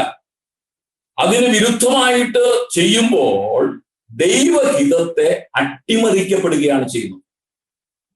ദൈവഹിതം നോക്കാതെ, ആത്മീയത നോക്കാതെ, ബന്ധുത്വവും രക്തബന്ധവും ഒക്കെ നോക്കി ഓരോ ആത്മീക സ്ഥാനങ്ങളിലേക്ക്, ശുശ്രൂഷകളിലേക്ക് നാം ഓരോരുത്തരെ നിയോഗിക്കുമ്പോൾ, തലമുറകളെ നിയോഗിക്കുമ്പോൾ, പ്രിയമുള്ളവരെ ശ്രദ്ധിക്കേണ്ട ഒരു പ്രധാനപ്പെട്ട കാര്യമാണ്. അവരുടെ ആത്മീയത ഒക്കെ വളർത്തുന്നതിൽ നമ്മൾ വളരെ ശ്രദ്ധിക്കണം. അവരെ പ്രോത്സാഹിപ്പിക്കണം, അതിനുവേണ്ടുന്ന എല്ലാ കാര്യങ്ങളും ചെയ്യണം. പക്ഷെ ഓരോ ശുശ്രൂഷകൾക്കായിട്ട് നിയമിക്കുമ്പോൾ, അവരെ ആക്കുമ്പോൾ, അത് പ്രധാനമായിട്ടും അവരുടെ ആത്മീക നിലവാരം നാം പരിശോധിക്കേണ്ടത് ആവശ്യമാണ്. ഇവിടെ ശമൂവേൽ പ്രവാചകൻ അത് നോക്കാതെ തന്റെ മക്കളാണെന്നുള്ള ആ പരിഗണന വെച്ച് അവിടെ ആ ന്യായാധിപന്മാരായിട്ടുള്ള ആ ചില സ്ഥലങ്ങൾ ന്യായപാലനം ചെയ്യുന്നതിന് വേണ്ടി നിയോഗിച്ചതിലൂടെ അവിടെ സംഭവിച്ചത് എന്താണ്? ദൈവഹിതം അട്ടിമറിക്കപ്പെട്ടു എന്നുള്ളതാണ്. ജനത്തിന്റെ ഹിതം നിറവേറ്റേണ്ടിയിരുന്നു. ദൈവഹിതം അട്ടിമറിക്കപ്പെട്ടു, ജനത്തിന്റെ ഹിതം നിറവേറ്റേണ്ടി വന്നു. ഉൽപ്പത്തി പുസ്തകം 49-ാം അധ്യായം അതിന്റെ 10-ാമത്തെ വാക്യത്തിൽ യാക്കോബ് നടത്തിയ ഒരു പ്രവചനമുണ്ട്. ആ പ്രവചനം ശരിക്കും നിറവേറ്റപ്പെടേണ്ടതാണ്. അത് നിറവേറ്റപ്പെടുകയും ചെയ്യും, അതിന് സംശയമൊന്നുമില്ല. എന്നാൽ ആ പ്രവചനത്തിൽ ഒരു വിടവ് സൃഷ്ടിച്ചു. ഈ ശമൂവേൽ പ്രവാചകന്റെ മക്കളെ ന്യായാധിപ സ്ഥാനത്താക്കിയത് നിമിത്തം ആ പ്രവചനത്തിന് ഒരു വിടവ് സംഭവിക്കുകയാണ്. അവിടെ എന്താണ് പ്രവചനം പറഞ്ഞിരുന്നത്? അവകാശമുള്ളവൻ വരുവോളം ചെങ്കോൽ യഹൂദയിൽ നിന്നും രാജദണ്ണ് അവന്റെ കാലുകളുടെ ഇടയിൽ നിന്നും നീങ്ങിപ്പോകയില്ല. ജാതികളുടെ അനുസരണം അവനോടാകും. അവിടെ പറഞ്ഞതെന്താ? യഹൂദയിൽ നിന്നും രാജദണ്ണ് അവന്റെ കാലുകൾക്കിടയിൽ നിന്നും നീങ്ങിപ്പോകയില്ല. ജാതികളുടെ അനുസരണമെല്ലാം യഹൂദ വംശത്തിലായിരിക്കും. ദാവീദിനെ കുറിച്ച് അവിടെ പ്രധാനമായിട്ട് ഉദ്ദേശിക്കുന്നത്. ഈ പ്രവചനം നിറവേറ്റപ്പെട്ടു, ആത്യന്തികമായി നിറവേറ്റപ്പെടുകയും ചെയ്യും. എന്നാൽ ഇവിടെ ഈ ശമൂവേലിന്റെ ജീവിതത്തിൽ അല്ലെങ്കിൽ മക്കളോടുള്ള ബന്ധത്തിൽ കാണിച്ച അതിൽ നിമിത്തം ഒരു പാളിച്ച ഇവിടെ സംഭവിക്കുകയാണ്. ഒരു പാളിച്ച. അത് ശരിക്കും ദൈവത്തിന്റെ ഭാഗത്തുള്ള വീഴ്ചയല്ല. ഈ പ്രവചനത്തിന് അല്പം കോട്ടം സംഭവിച്ചത് അത് മനുഷ്യന്റെ ഭാഗത്തുള്ള വീഴ്ച തന്നെയാണ്. ന്യായാധിപൻ എന്നുള്ള നിലയിലുള്ള ശമൂവേലിന് നൽകേണ്ട പരിഗണന പോലും മാറ്റപ്പെടുകയാണ്. അവൻ രാജാവിലൂടെ ന്യായപാലനം ചെയ്യേണ്ടി വരുന്ന ഒരു സ്ഥിതിയിലേക്ക് വരികയാണ്. ദൈവിക പദ്ധതികൾക്ക് മുമ്പ് തന്നെ അല്ലെങ്കിൽ ദൈവഹിതം ശരിക്കും നടപ്പിലാകുന്നതിന് മുമ്പ് തന്നെ അവിടെ ഒരു മാറ്റം സംഭവിച്ചു. ദൈവിക പദ്ധതി അനുസരിച്ച് ദാവീദായിരിക്കണം ഇസ്രായേലിനെ ഒന്നാമത് ഭരിക്കണം. ദാവീദായിരിക്കണം ഒന്നാമത്തെ രാജാവ്. എന്നാൽ അതിന് മാറ്റം സംഭവിച്ച് യഹൂദ ഗോത്രത്തിൽ നിന്നല്ലാത്ത ബെന്യാമീൻ ഗോത്രത്തിൽപ്പെട്ട ആ ശൗലിനെ രാജാവായി വാഴിക്കുവാൻ ദൈവം ഇടപെടേണ്ടി വന്നതിന് പ്രധാനപ്പെട്ട കാരണങ്ങളിൽ ഒന്ന് എന്ന് പറയുന്നത് ഇത് തന്നെയാണ്. അവർ അവിടെ പറയുകയാണ്, നീ വൃദ്ധനായി, നിന്റെ മക്കൾ നിന്റെ വഴികളിൽ നടക്കുന്നില്ല. ഈ രണ്ട് കാര്യങ്ങൾ അവിടെ ശമൂവേൽ എതിർത്തൊന്നുമില്ല. എന്നാൽ ആ അടുത്ത് പറയുന്ന കാര്യം ദൈവഹിതകരമല്ലാത്ത കാര്യമാണ്. ജാതികള് പോലെ ഉള്ളതുപോലെ ഞങ്ങളെ ഭരിക്കേണ്ടതിന് ഒരു രാജാവിനെ വാഴിച്ചു തരണം. ദൈവത്തിന്റെ സമയമായിട്ടില്ല. അതിനു മുമ്പ് തന്നെ അവർ ദൈവഹിതത്തിന് വിരോധമായിട്ട് പെരുമാറുന്ന ഒരു സ്ഥിതി അവിടെ വരികയാണ്. ഇതിന് പ്രധാനപ്പെട്ട കാരണമെന്ന് പറയുന്നത്, ഒരു പ്രധാനപ്പെട്ട കാരണം ഈ ശമൂവേലിന്റെ മക്കളെ ന്യായാധിപ സ്ഥാനത്തേക്ക് ആക്കി എന്നുള്ളതാണ്. എന്നാൽ പിന്നീട് ശമൂവേൽ ആ ന്യായാധിപ സ്ഥാനത്ത് നിന്ന് മാറ്റി 12-ാം അധ്യായം തന്റെ ലാസ്റ്റ് അവന്റെ വിടവാങ്ങൽ സന്ദേശത്തിൽ പറയുന്നുണ്ട്, എന്റെ മക്കൾ നിങ്ങളോടുകൂടെയുണ്ട്. ഇത് അറിഞ്ഞ നിമിഷം തന്നെ ന്യായാധിപ സ്ഥാനത്ത് നിന്ന് മക്കളെ നീക്കം ചെയ്തു എന്ന് വേണം പ്രധാനമായിട്ടും മനസ്സിലാക്കാൻ. അറിയാതെ ആയിരിക്കാം സംഭവിച്ചത്. എന്നാൽ ഇതറിഞ്ഞപ്പോൾ ന്യായാധിപ സ്ഥാനത്ത് നിന്ന് മക്കളെ നീക്കം ചെയ്യണം, മാറ്റി നിർത്തുകയാണ്. എന്നിട്ട് പറയുകയാണ്, എന്താ, എന്റെ മക്കൾ നിങ്ങളോട് കൂടെയുണ്ട്. ഇത് കഴിഞ്ഞിട്ട് പറയുന്ന 12-ാം അധ്യായത്തിൽ പറയുന്ന കാര്യമാണ്. അവരെ നേരായ വഴിക്ക് കൊണ്ടുവന്നിരിക്കാൻ സാധ്യതയുണ്ട്. കാരണം ദാവീദിന്റെ കാലഘട്ടത്തിൽ ഈ ശമൂവേലിന്റെ മക്കളെ ഈ 2 പേരുമുണ്ടല്ലോ, അവരുടെ തലമുറകളെയൊക്കെ ദൈവാലയത്തിലെ ശുശ്രൂഷയ്ക്കായിട്ട് ദാവീദ് നിയമിക്കുന്നുണ്ട്. ആ പ്രശ്നം മനസ്സിലാക്കിയപ്പോൾ ആ ശമൂവേൽ പ്രവർത്തിക്കേണ്ട തരത്തിൽ പ്രവർത്തിച്ചു.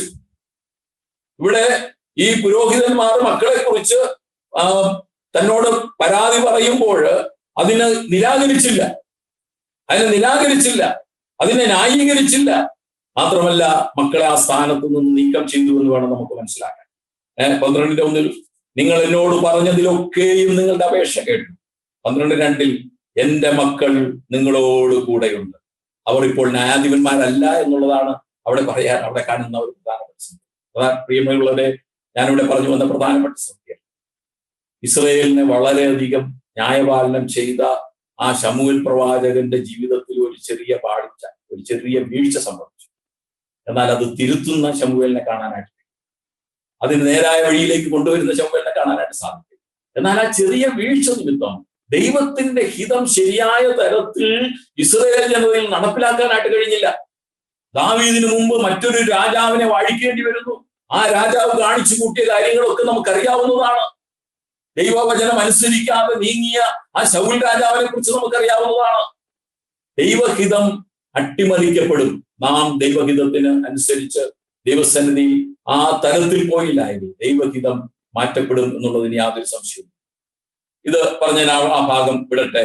9-ാമത്തെ വാക്യത്തില് ഈ ശമൂവേൽ പ്രവാചകന്റെ മറ്റൊരു പ്രധാനപ്പെട്ട സ്വഭാവം അവിടെ കാണാനായിട്ട് കഴിയും. നല്ല സ്വഭാവമാണ്.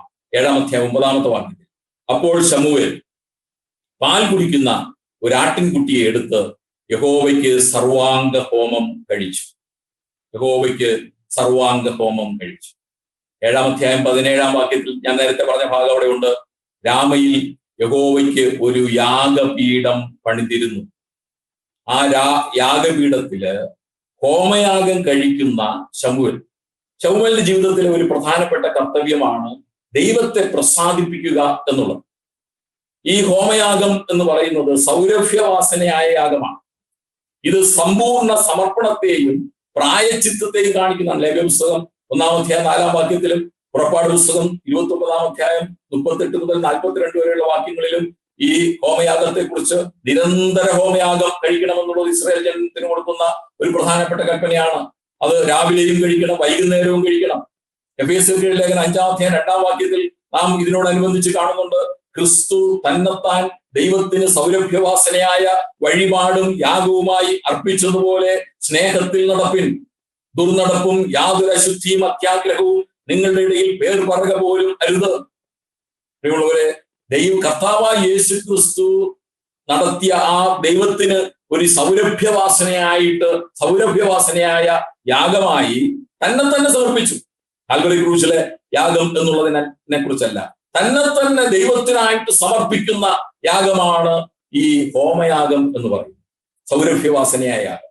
ക്രിസ്തു തന്നെത്താൻ ദൈവത്തിന് സൗരഭ്യവാസനയായ വഴിപാടും യാഗവുമായി അർപ്പിച്ചു. തന്നെ ദൈവമേ, എന്റെ ഇഷ്ടമല്ല അങ്ങയുടെ ഇഷ്ടം എന്നിൽ നിറവേറണമെന്ന് പറഞ്ഞ് ദൈവത്തിന്റെ സന്നിധിയിൽ പൂർണ്ണമായിട്ടും സമർപ്പിക്കുന്ന കർത്താവായ യേശു ക്രിസ്തുവിനെ നമുക്ക് കാണുവാനായിട്ട് കഴിയും.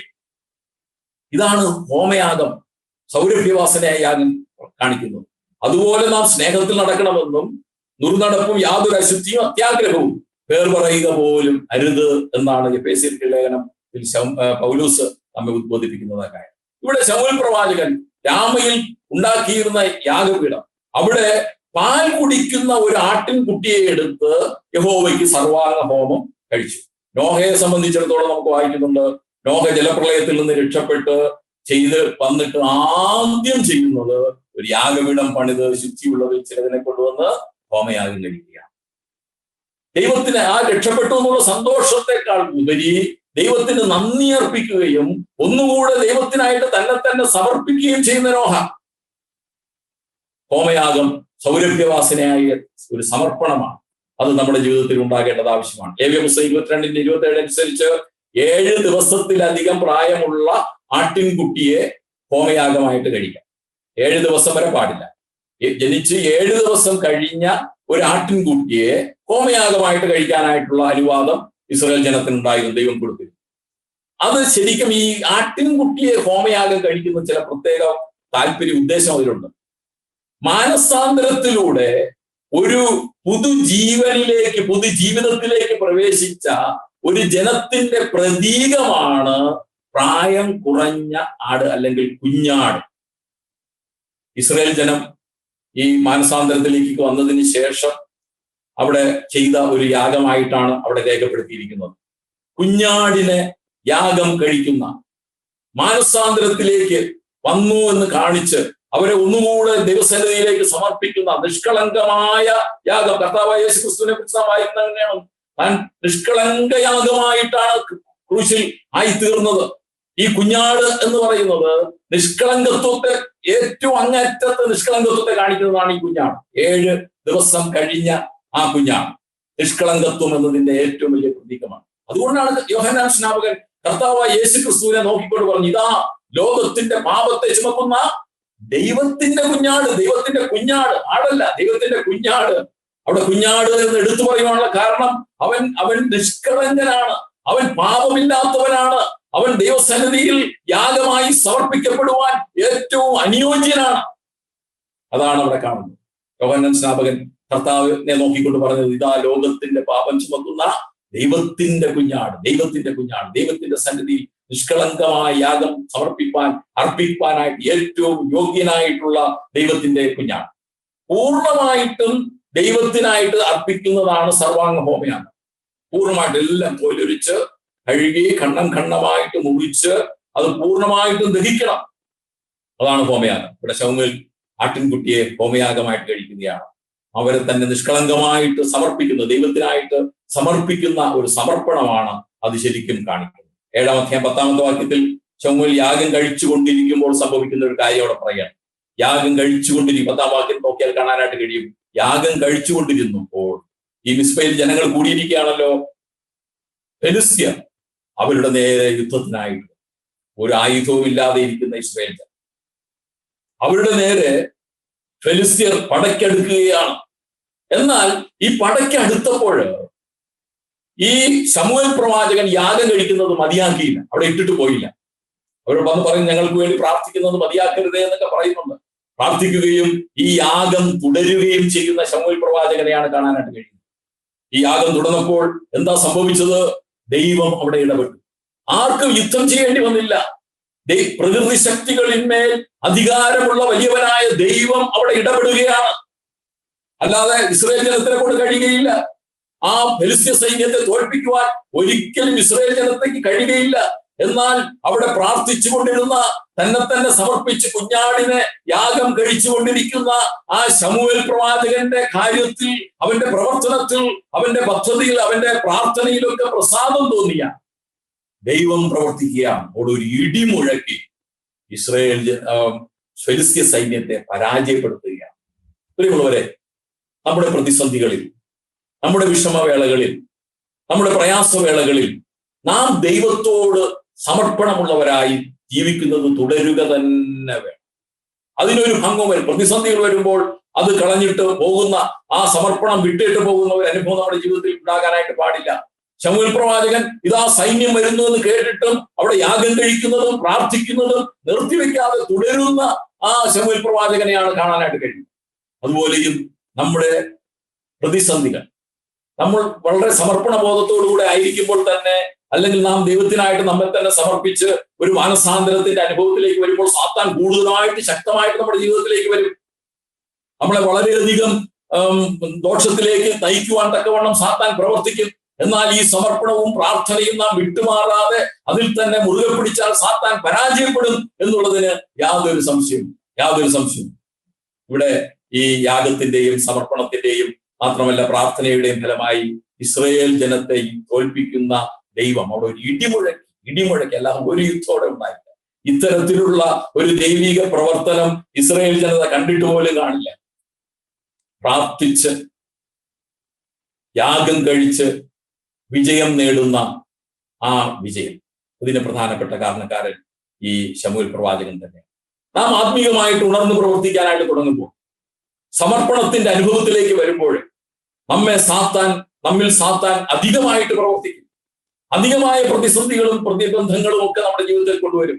എന്നാൽ നാം എടുത്ത തീരുമാനങ്ങളിലും നാം സമർപ്പിച്ച സമർപ്പണത്തിൽ നിന്നും മുന്നോട്ട് പോകാതെ, യാതൊരു നിരുത്സാഹവും കാണിക്കാതെ വളരെ ഉത്സാഹത്തോടുകൂടെ ആ എടുത്ത തീരുമാനത്തിലും പ്രാർത്ഥനയിലും സമർപ്പണത്തിലും മുന്നോട്ട് പോവുകയാണെങ്കിൽ തീർച്ചയായിട്ടും നമുക്ക് വേണ്ടി പ്രവർത്തിക്കുന്ന ഒരു ദൈവം ഉണ്ടായിരിക്കും. അവൻ പ്രവർത്തിക്കുന്ന മാധ്യമങ്ങൾ അല്ലെങ്കിൽ ഏത് വഴിയിലൂടെ ദൈവം പ്രവർത്തിക്കുന്നു നമുക്ക് പറയാൻ പറ്റില്ല. അവിടെ ശമൂവേൽ പ്രവാചകനോ ഇസ്രായേൽ പ്രതീക്ഷയിൽ ഇങ്ങനെ ഒരു ഇടിമുഴക്കി ഫെലിസ്ത്യ സൈന്യത്തെ തോൽപ്പിക്കുക. നിലയ്ക്കാത്ത, നമ്മുടെ ഹൃദയത്തിൽ ഒരിക്കലും ചിന്തിക്കുവാൻ കഴിയാത്ത തരത്തിൽ ദൈവത്തിന് പ്രവർത്തിക്കാനായിട്ട് കഴിയും. അങ്ങനെയാണെങ്കിൽ പ്രതിസന്ധികളിലും നമ്മുടെ സമർപ്പണവും താഴ്മയും വിനയവും പ്രാർത്ഥനയും ഒക്കെ തുടരുകയാണ്. അതിനൊരു കോട്ടവും സംഭവിക്കാതെ എന്ത് പ്രശ്നം വന്നോട്ടെ, എന്ത് പ്രതിസന്ധി വന്നോട്ടെ, ഞാൻ ഇത് വിട്ടു മാറുകയില്ല എന്നുള്ള ആ ഉറച്ച തീരുമാനത്തോടുകൂടെ നാം മുന്നോട്ട് പോവുകയാണെങ്കിൽ തീർച്ചയായിട്ടും ദൈവം പ്രവർത്തിക്കും.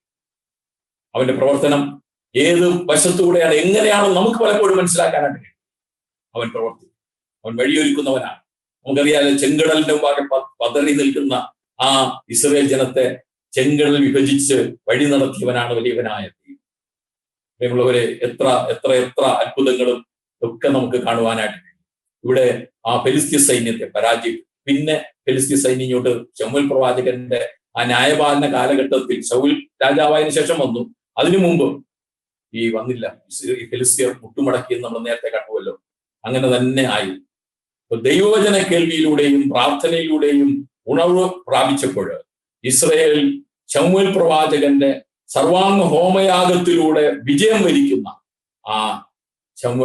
അതിനെയാണ് നമ്മളിവിടെ കാണുന്നത്. പ്രിയമുള്ളവരെ, യാഗം കഴിക്കുന്ന ശമൂവേൽ, കുഞ്ഞാടിനെ യാഗം കഴിക്കുന്ന ശമൂവേൽ, ഏറ്റവും നിഷ്കളങ്കമായ സമർപ്പണം, പരമാർത്ഥ ഹൃദയത്തോടുകൂടെയുള്ള സമർപ്പണം. ഇതാണ് ആ കുഞ്ഞാടിനെ യാഗം കഴിക്കുക. അടുത്ത് നമുക്ക് കാണുവാനായിട്ട് കഴിയുന്നത് 7-ാം അധ്യായം 12-ാമത്തെ വാക്യത്തിലെ ശമൂവേൽ പ്രവാചകനെ സംബന്ധിച്ച ഒരു പ്രധാനപ്പെട്ട കാര്യമാണ്. പിന്നെ ശമൂവേൽ ഒരു കല്ലെടുത്ത് മിസ്പയ്ക്കും ശേനിനും മധ്യേ നാട്ടി. ഈ വിജയം ഉണ്ടായതിനു ശേഷം ശമൂവേൽ പ്രവാചകൻ ചെയ്ത ഒരു പ്രധാനപ്പെട്ട കാര്യമാണ്. ഒരു കല്ലെടുത്ത് മിസ്പയ്ക്കും ശേനിനും മധ്യേ നാട്ടി. ഇത്രത്തോളം യഹോവ നമ്മെ സഹായിച്ചു എന്ന് പറഞ്ഞ് അതിന് ഏബൻ എസർ എന്ന് പേരിട്ടു. Thus far the Lord has helped us. ഇത്രത്തോളം ദൈവം നമ്മെ സഹായിച്ചു എന്ന് പറഞ്ഞ് അതിന് ഏബൻ എസർ എന്ന് പേരിട്ടു. സ്ഥാപിച്ച കല്ലിന് കൊടുത്ത പേരാണ് സഹായത്തിന്റെ കല്ല്. സഹായത്തിന്റെ കല്ല്. അതുവരെ മറ്റൊരു പേര് ആ സ്ഥലത്തിനുണ്ട്. ആ സ്ഥലത്തിന് തന്നെ ആ പേരായിട്ട് മാറുകയാണ്. ആ കല്ല് നാട്ടിയ ആ സ്ഥലത്തിന്റെ പേര് തന്നെ എബനേസർ എന്നുള്ള പേരിലേക്ക് മാറ്റപ്പെടുന്നതായിട്ട് കാണാനായിട്ട് കഴിയും. ഫെലിസ്ത്യര് നേരത്തെ നിയമപെട്ടകം പിടിച്ചോണ്ട് പോയത്, ഏലി പുരോഹിതന്റെ മക്കൾ ചുമന്നുകൊണ്ടുപോയ ഈ നിയമപെട്ടകം ഫെലിസ്ത്യർ പിടിച്ചോണ്ട് പോയത് ഇതേ സ്ഥലത്ത് വെച്ചാണ്. ഓക്കെ, ദൈവം അതേ സ്ഥലത്ത് വെച്ച് ദൈവം ഒരു യുദ്ധവും കൂടാതെ ഫെലിസ്ത്യരെ പരാജയപ്പെടുത്തുകയും ഇസ്രായേലിന് ഒരു വിജയം കൊടുക്കുകയും ചെയ്യുന്നതാണ് കാണാനായിട്ട്. അതേ സ്ഥലത്ത് വെച്ച് 1 ശമൂവേൽ 4-ാം അധ്യായം 1-ാം വാക്യത്തിൽ നാം വായിച്ചാല് അവിടെ വെച്ചാണ് ഈ പെട്ടകം പിടിച്ചുകൊണ്ട് പോകുന്നത്. അതേ സ്ഥലമാണിത്. ഇസ്രായേൽ ജനത്തിന്റെ ചരിത്രത്തില് പെട്ടകം പിടിച്ചെടുക്കപ്പെട്ട തരത്തിലുള്ള ഒരു പരാജയം സംഭവിച്ച സ്ഥലത്ത് വെച്ച് തന്നെ മാനുഷികമായ യാതൊരു ബലവും കൂടാതെ ദൈവ സഹായത്താൽ മാത്രം ഇസ്രായേലിനെ ഫെലിസ്ത്യരെ പരാജയപ്പെടുത്തിയ ഒരു സ്ഥലമായിട്ട് മാറി.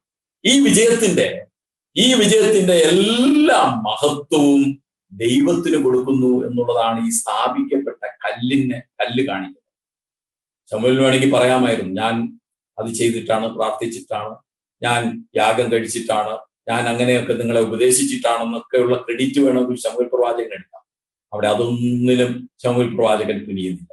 അവിടെ ഇത്രത്തോളം യഹോവ നമ്മെ സഹായിച്ചു, ഇത്രത്തോളം യഹോവ നമ്മെ സഹായിച്ചു. മാനുഷികമായ യാതൊരു ബലവും കൂടാതെ, യാതൊരു ശക്തിയും കൂടാതെ ഫെലിസ്ത്യരെ പരാജയപ്പെടുത്തിയ സ്ഥലം. ഈ വിജയത്തിന്റെ എല്ലാ മഹത്വവും ദൈവത്തിന് മാത്രം. ഇത് മനസ്സിലാക്കിയാണ് ശമൂവേൽ പ്രവാചകൻ ദൈവത്തിന് നന്ദി കരേറ്റിക്കൊണ്ട് ഈ പ്രവൃത്തി ചെയ്യുന്നു. നമ്മുടെ ജീവിതത്തിലും നമുക്ക് ലഭിക്കുന്ന നന്മകൾ, നമുക്ക് ലഭിക്കുന്നതായ അനുഗ്രഹങ്ങൾ, ദൈവം നമ്മുടെ ജീവിതത്തിൽ ചെയ്യുന്ന വലിയ വലിയ കാര്യങ്ങളുണ്ട്, ചെറിയ കാര്യങ്ങളുണ്ട്. അതിനൊക്കെ നമ്മുടെ ചെയ്യുന്ന ഈ കാര്യത്തിനൊക്കെ ദൈവത്തിന് മഹത്വം കൊടുത്തുകൊണ്ട് ചില ഓർമ്മയുടെ ശിലകൾ നമ്മുടെ ജീവിതത്തിലും ഇടേണ്ട ആവശ്യമാണ്. ഈ കല്ല് ഇടുക എന്ന് പറഞ്ഞാൽ അത് ഒരിക്കലും പിന്നെ അത് മാറ്റാനായിട്ട് കഴിയുകയില്ല. അത് എന്നെന്നും ഓർമ്മിക്കപ്പെടുന്ന ഒരു കാര്യമായിട്ട് അവിടെ ഇരിക്കും. അതുകൊണ്ടാണ് അങ്ങനെ ചെയ്യുന്നത്. നമ്മുടെ ജീവിതത്തിൽ ദൈവം ചെയ്യുന്ന കാര്യങ്ങൾ ഒരിക്കലും നാം മറക്കുവാനായിട്ട് പാടില്ല എന്ന് മാത്രമല്ല, അതൊക്കെ സംഭവിച്ചത് എന്റെ പ്രയത്നത്താലല്ല, എന്റെ കഴിവിനാലല്ല, ഞാൻ പ്രാർത്ഥിച്ചത് കൊണ്ടല്ല, ഞാൻ അങ്ങനെ ചെയ്തത് കൊണ്ടല്ല. ദൈവം കരുണ കാണിച്ച് ദൈവത്തിന്റെ ഹിതം നിറവേറ്റപ്പെട്ടു എന്ന് മാത്രമേ നാം പറയാനായിട്ട് പാടുള്ളൂ. ഞാൻ പ്രാർത്ഥിച്ചത് കൊണ്ടാണ് അതാണ് സംഭവിച്ചതെന്ന് പറയാൻ പോലും അവിടെ ശമൂവേൽ പ്രവാചകൻ തുനിയുന്നില്ല. അവിടെ എല്ലാ മഹത്വവും ദൈവത്തിന് കൊടുക്കുകയാണ്. ഇത്രത്തോളം യഹോവ സഹായിച്ചു എന്ന് പറഞ്ഞ് അവിടെ കല്ലെടുത്ത് അവിടെ സ്ഥാപിക്കുകയാണ്. നാം എം ഇ ചെറിയ സാറ് പാടിയ ഒരു പാട്ടുണ്ടല്ലോ, എത്ര നിസ്സാരമാം കാര്യമാണെങ്കിൽ എന്നെ കൊണ്ടാവില്ല സാധിപ്പാൻ ദൈവം, ഏതിനും നിൻ തുണ വേണം. അല്ലെ, അങ്ങനെ ഒരു പാട്ടുണ്ട്, ഏതിനും നിൻ തുണ വേണം എന്നേലും ഏഴയൻ ബലമെല്ലാം നിന്നിലാണ് യേശുവേ. എൻ്റെ ഒരു സാമർഥ്യമല്ല, എൻ്റെ ജീവിതത്തിൽ ലഭിക്കുന്ന ചെറുതും വലുതുമായ എല്ലാ നന്മകൾക്കും കാരണം അങ്ങ് മാത്രം, എൻ്റെ ഒരു ഗുണവും. അത് പറഞ്ഞ് നാം ദൈവത്തിന് നന്ദി കരേറ്റുവാൻ, ചില എബേനെസറുകൾ സ്ഥാപിക്കപ്പെടുവാൻ തക്കവണ്ണം ഇടയാകണം. 103 സങ്കീർത്തനത്തിൽ നാം വായിക്കുന്നുണ്ട്, എൻ മനമേ യഹോവയെ വാഴ്ത്തുക, എന്റെ സർവാന്തരംഗവുമേ അവന്റെ വിശുദ്ധ നാമത്തെ വാഴ്ത്തുക, അവൻ ചെയ്ത ഉപകാരങ്ങളൊന്നും മറക്കരുത്. അവ എന്നെന്നും ഓർമ്മിക്കപ്പെടണം, തലമുറകൾക്ക് കൈമാറണം. ദൈവം നമുക്ക് നൽകിയിട്ടുള്ള ഉപകാരങ്ങൾ, ദൈവം നമ്മുടെ ജീവിതത്തിൽ ചെയ്തിട്ടുള്ള വലിയ വലിയ കാര്യങ്ങൾ, അതൊക്കെ സഹായത്തിന്റെ പാറകളായിട്ട് മാറണം. അതാണ് ദൈവം ആഗ്രഹിക്കുന്നതായിട്ടുള്ളത്. കർത്താവായ യേശു ക്രിസ്തു അടിക്കപ്പെട്ട പാറയാണ്. ആ അടിക്കപ്പെട്ട പാറ നമ്മുടെ ജീവിതത്തിൽ ഏറ്റവും സഹായകമായിട്ട് മാറുമ്പോൾ, നമ്മുടെ ജീവിതത്തിൽ ഏറ്റവും കർത്താവായ യേശു ക്രിസ്തുവിന് മഹത്വം കൊടുക്കുന്ന ചില കല്ലുകൾ സ്ഥാപിക്കപ്പെടുന്നതായിട്ട് മാറും. ഇത്രത്തോളം സഹായിച്ച ദൈവം എന്ന് പറഞ്ഞ് ചില എബെനെസറുകൾ നമ്മുടെ ജീവിതത്തിൽ സ്ഥാപിക്കപ്പെടുവാൻ തക്കവണ്ണം ഇടയാകണം. നമ്മുടെ ജീവിതത്തിൽ സ്ഥാപിക്കപ്പെട്ട എബെനെസറുകളെ കുറിച്ച് നാം പലപ്പോഴും ഓർക്കാറില്ല. ദൈവം നമ്മുടെ ജീവിതത്തിൽ ചെയ്ത പല കാര്യങ്ങളും നാം മറന്നുകൊണ്ട് ജീവിക്കുന്നവരാണ്. നമ്മുടെ വീണ്ടെടുപ്പ്, അതാണ് ഏറ്റവും വലിയ കാര്യം. അത് എത്രത്തോളം നാം ഓർമ്മിക്കാറുണ്ട്. ദൈവം നമ്മെ വീണ്ടെടുത്ത കാര്യം, നമ്മുടെ പാപക്കുഴിയിൽ നിന്ന് നമ്മെ വീണ്ടെടുത്ത കാര്യം. മറ്റു ഭൗതികമായ നന്മകളൊക്കെ ഒരുപക്ഷെ പലപ്പോഴും ദൈവം അത് ചെയ്തു, ജോലി തന്നു, അത് ചെയ്തു, എനിക്ക് അത് ചെയ്തു എന്നൊക്കെ പലപ്പോഴും പറയാറുണ്ട്. എന്നാൽ അതിലൊക്കെ പരമായിട്ട് ദൈവം നമുക്ക് ചെയ്തിട്ടുള്ള ഏറ്റവും വലിയ കാര്യം എന്ന് പറയുന്നത് നമ്മുടെ വീണ്ടെടുപ്പാണ്, നമ്മുടെ രക്ഷയാണ്. അത് നാം ജീവിതത്തിൽ ഒരിക്കലും മറക്കുവാനായിട്ട് പാടില്ല. അത് തലമുറകൾക്ക് കൈമാറേണ്ടതാണ്. അത് നന്ദിയോടുകൂടെ എന്നെന്നും ഓർമ്മിക്കപ്പെടേണ്ടതാണ്. അത് നമ്മുടെ ജീവിതത്തിൽ ചെയ്ത ആ വീണ്ടെടുപ്പ് മാത്രമല്ല, അതിനായിട്ട് ദൈവം എന്താ ചെയ്തു? പുത്രനെ കൈപിടിഞ്ഞുകൊണ്ട്, പുത്രനെ നമുക്ക് വേണ്ടി ഏൽപ്പിച്ചു തന്നുകൊണ്ട്, ആ സ്നേഹിച്ച സ്നേഹം യേശു ക്രിസ്തു എന്ത് അതിനുവേണ്ടി നമുക്ക് വേണ്ടി ആയിത്തീർന്നു. ഇതൊക്കെ നമ്മുടെ ജീവിതത്തിൽ സ്ഥാപിക്കപ്പെടേണ്ട എബെനെസറുകളാണ്, സഹായത്തിന്റെ കല്ലുകളായിട്ട് മാറ്റപ്പെടേണ്ടത്. ഇവിടെ ശമൂവേൽ പ്രവാചകൻ ചെയ്യുന്ന ആ വിജയത്തെ കൊട്ടിഘോഷിക്കുകയല്ല, ശൗലിന്റെ ജീവിതം പഠിക്കുമ്പോൾ നമ്മൾ പലപ്പോഴും കാണാൻ സാധിക്കുന്നത് ഒരു ചെറിയ ജീവിതം, ഒരു ചെറിയ വിജയം കിട്ടുമ്പോൾ ആഹളം ഊതി ജനത്തെ മുഴുവനും വിളിച്ചറിയിക്കുകയാണ്. നമ്മുടെ ജീവിതത്തിൽ ചെയ്യുന്ന നന്മകൾ നാം ദൈവസന്നിധിയിൽ പറയേണ്ടത് ആവശ്യമാണെങ്കിലും അതിലുപരിയായി നാം ചെയ്യേണ്ടതാണ് ദൈവസന്നിധിയിൽ ദൈവത്തിന് മഹത്വം കൊടുത്ത് സഹായത്തിന്റെ ചില കല്ലുകൾ നമ്മുടെ ജീവിതത്തിൽ സ്ഥാപിക്കപ്പെടുവാൻ തക്കവണ്ണം ഇടയായി. പ്രിയമുള്ളവരെ, ഒരു കാര്യം കൂടെ പറഞ്ഞ് ഞാൻ ഈ ഭാഗം അവസാനിക്കും. 7-ാം അധ്യായം 13-ാമത്തെ വാക്യത്തിൽ നാം വായിക്കുന്നത്, ഇങ്ങനെ ഫെലിസ്ത്യർ ഒതുങ്ങി. ശമൂവേലിലൂടെ ദൈവഹിത പ്രകാരമുള്ള ന്യായപാലനത്തിന്റെ ഫലമാണ് അവിടെ കാണുന്നത്. ഇങ്ങനെ ഫെലിസ്ത്യർ ഒതുങ്ങി, സബ്ഡ്യൂഡ് എന്നാണ് ഇംഗ്ലീഷ് എന്ന് പറഞ്ഞാല് പ്രോപ്പർലി ടു ബെൻഡ് ദ നീ, മുട്ടുമടക്കി എളിമപ്പെട്ടു. അവർ പിന്നെ ഇസ്രായേൽ ദേശത്തേക്ക് വന്നതുമില്ല. ശമൂവേലിന്റെ കാലത്തൊക്കെയും യഹോവയുടെ കൈ ഫെലിസ്ത്യർക്ക് വിരോധമായിരുന്നു. ശമൂവേൽ പ്രവാചകൻ ശരിക്കും ന്യായാധിപനായിട്ട് ഭരിച്ച കാലം, ശൗൽ രാജാവിനെ വാഴിച്ച ആ കാലം, അതുവരെ ഫെലിസ്ത്യർ പിന്നെ ഇങ്ങോട്ട് തിരിഞ്ഞു നോക്കിയതേ. ഫെലിസ്ത്യരെ ഒതുക്കുവാൻ ഇസ്രയേലിലെ പല ന്യായാധിപന്മാരെയും ദൈവം അയച്ചു എന്നുള്ള കാര്യം ഞാൻ നേരത്തെ പറഞ്ഞതാണ്. ശങ്കറിനെ ഒരു മുടിങ്കോൽ കൊണ്ട് ഫെലിസ്ത്യരെ വധിച്ച് അവിടെ ഇസ്രയേലിനെ രക്ഷിച്ചു എന്ന് ന്യായാധിപന്മാരുടെ പുസ്തകം 3-ാം അധ്യായം 31-ാമത്തെ വാക്യത്തിൽ കാണുന്നു. ശിംശോനെ ദൈവം അയച്ചു, ഫെലിസ്ത്യരുടെ കയ്യിൽ നിന്ന് അവൻ രക്ഷിപ്പാൻ തുടങ്ങും എന്ന് പറഞ്ഞാണ് ദൈവം അവനെ ഇവിടേക്ക് വിടുന്നത്. എന്നാൽ ആ ശിംശോന്റെ പ്രവർത്തനങ്ങളൊക്കെ അവിടെ പരാജയപ്പെടുകയാണ്. പല കാര്യങ്ങളും ഫെലിസ്ത്യർക്കെതിരെ ചെയ്തുവെങ്കിലും അവർ ഫെലിസ്ത്യർക്ക് ഇസ്രയേലിനെ ഫെലിസ്ത്യർക്ക് ഒരു ഭയം ഉണ്ടാക്കാൻ മാത്രമേ കഴിഞ്ഞുള്ളൂ. ശരിക്കും ഒരു വിജയത്തിലേക്ക് എത്തിക്കുവാൻ ശിംശോനും പരാജയപ്പെട്ടു. എന്നാൽ ശമൂവേൽ പ്രവാചകൻ യാതൊരു യുദ്ധവും കൂടാതെ എങ്ങനെയാണ് പ്രാർത്ഥനയാൽ, വിശുദ്ധീകരണത്താൽ, സമർപ്പണത്താൽ, ഹോമയാഗത്താൽ, ദൈവസഹായത്താൽ മാത്രം ഫെലിസ്ത്യരെ ഒതുക്കിയ ശമൂവേൽ പ്രവാചകൻ. നമുക്കും നമ്മുടെ ശക്തിയാൽ തോൽപ്പിക്കാൻ കഴിയാത്ത കാര്യങ്ങളാണ് ഇന്ന് ഈ ലോകത്തിൽ നടന്നുകൊണ്ടിരിക്കുന്നത്. എന്നാൽ ഇതിനെയൊക്കെ അടക്കുവാനും തോൽപ്പിക്കുവാനും കഴിവുള്ള ഒരു ആയുധങ്ങൾ നമ്മുടെ കയ്യിലുണ്ട്. പ്രാർത്ഥന, നമ്മുടെ ജീവിതത്തിന്റെ വിശുദ്ധീകരണം, നമ്മുടെ ജീവിതത്തിലെ താഴ്മ, ദൈവ സന്നിധിയിൽ നമ്മെ തന്നെ യാഗമായിട്ട് സമർപ്പിക്കുക. ഇതൊക്കെ ചെയ്താൽ ദൈവം പ്രവർത്തിക്കും. ഒതുങ്ങേണ്ട ശക്തികളൊക്കെ ഒതുങ്ങും, അതിന് യാതൊരു സംശയമില്ല.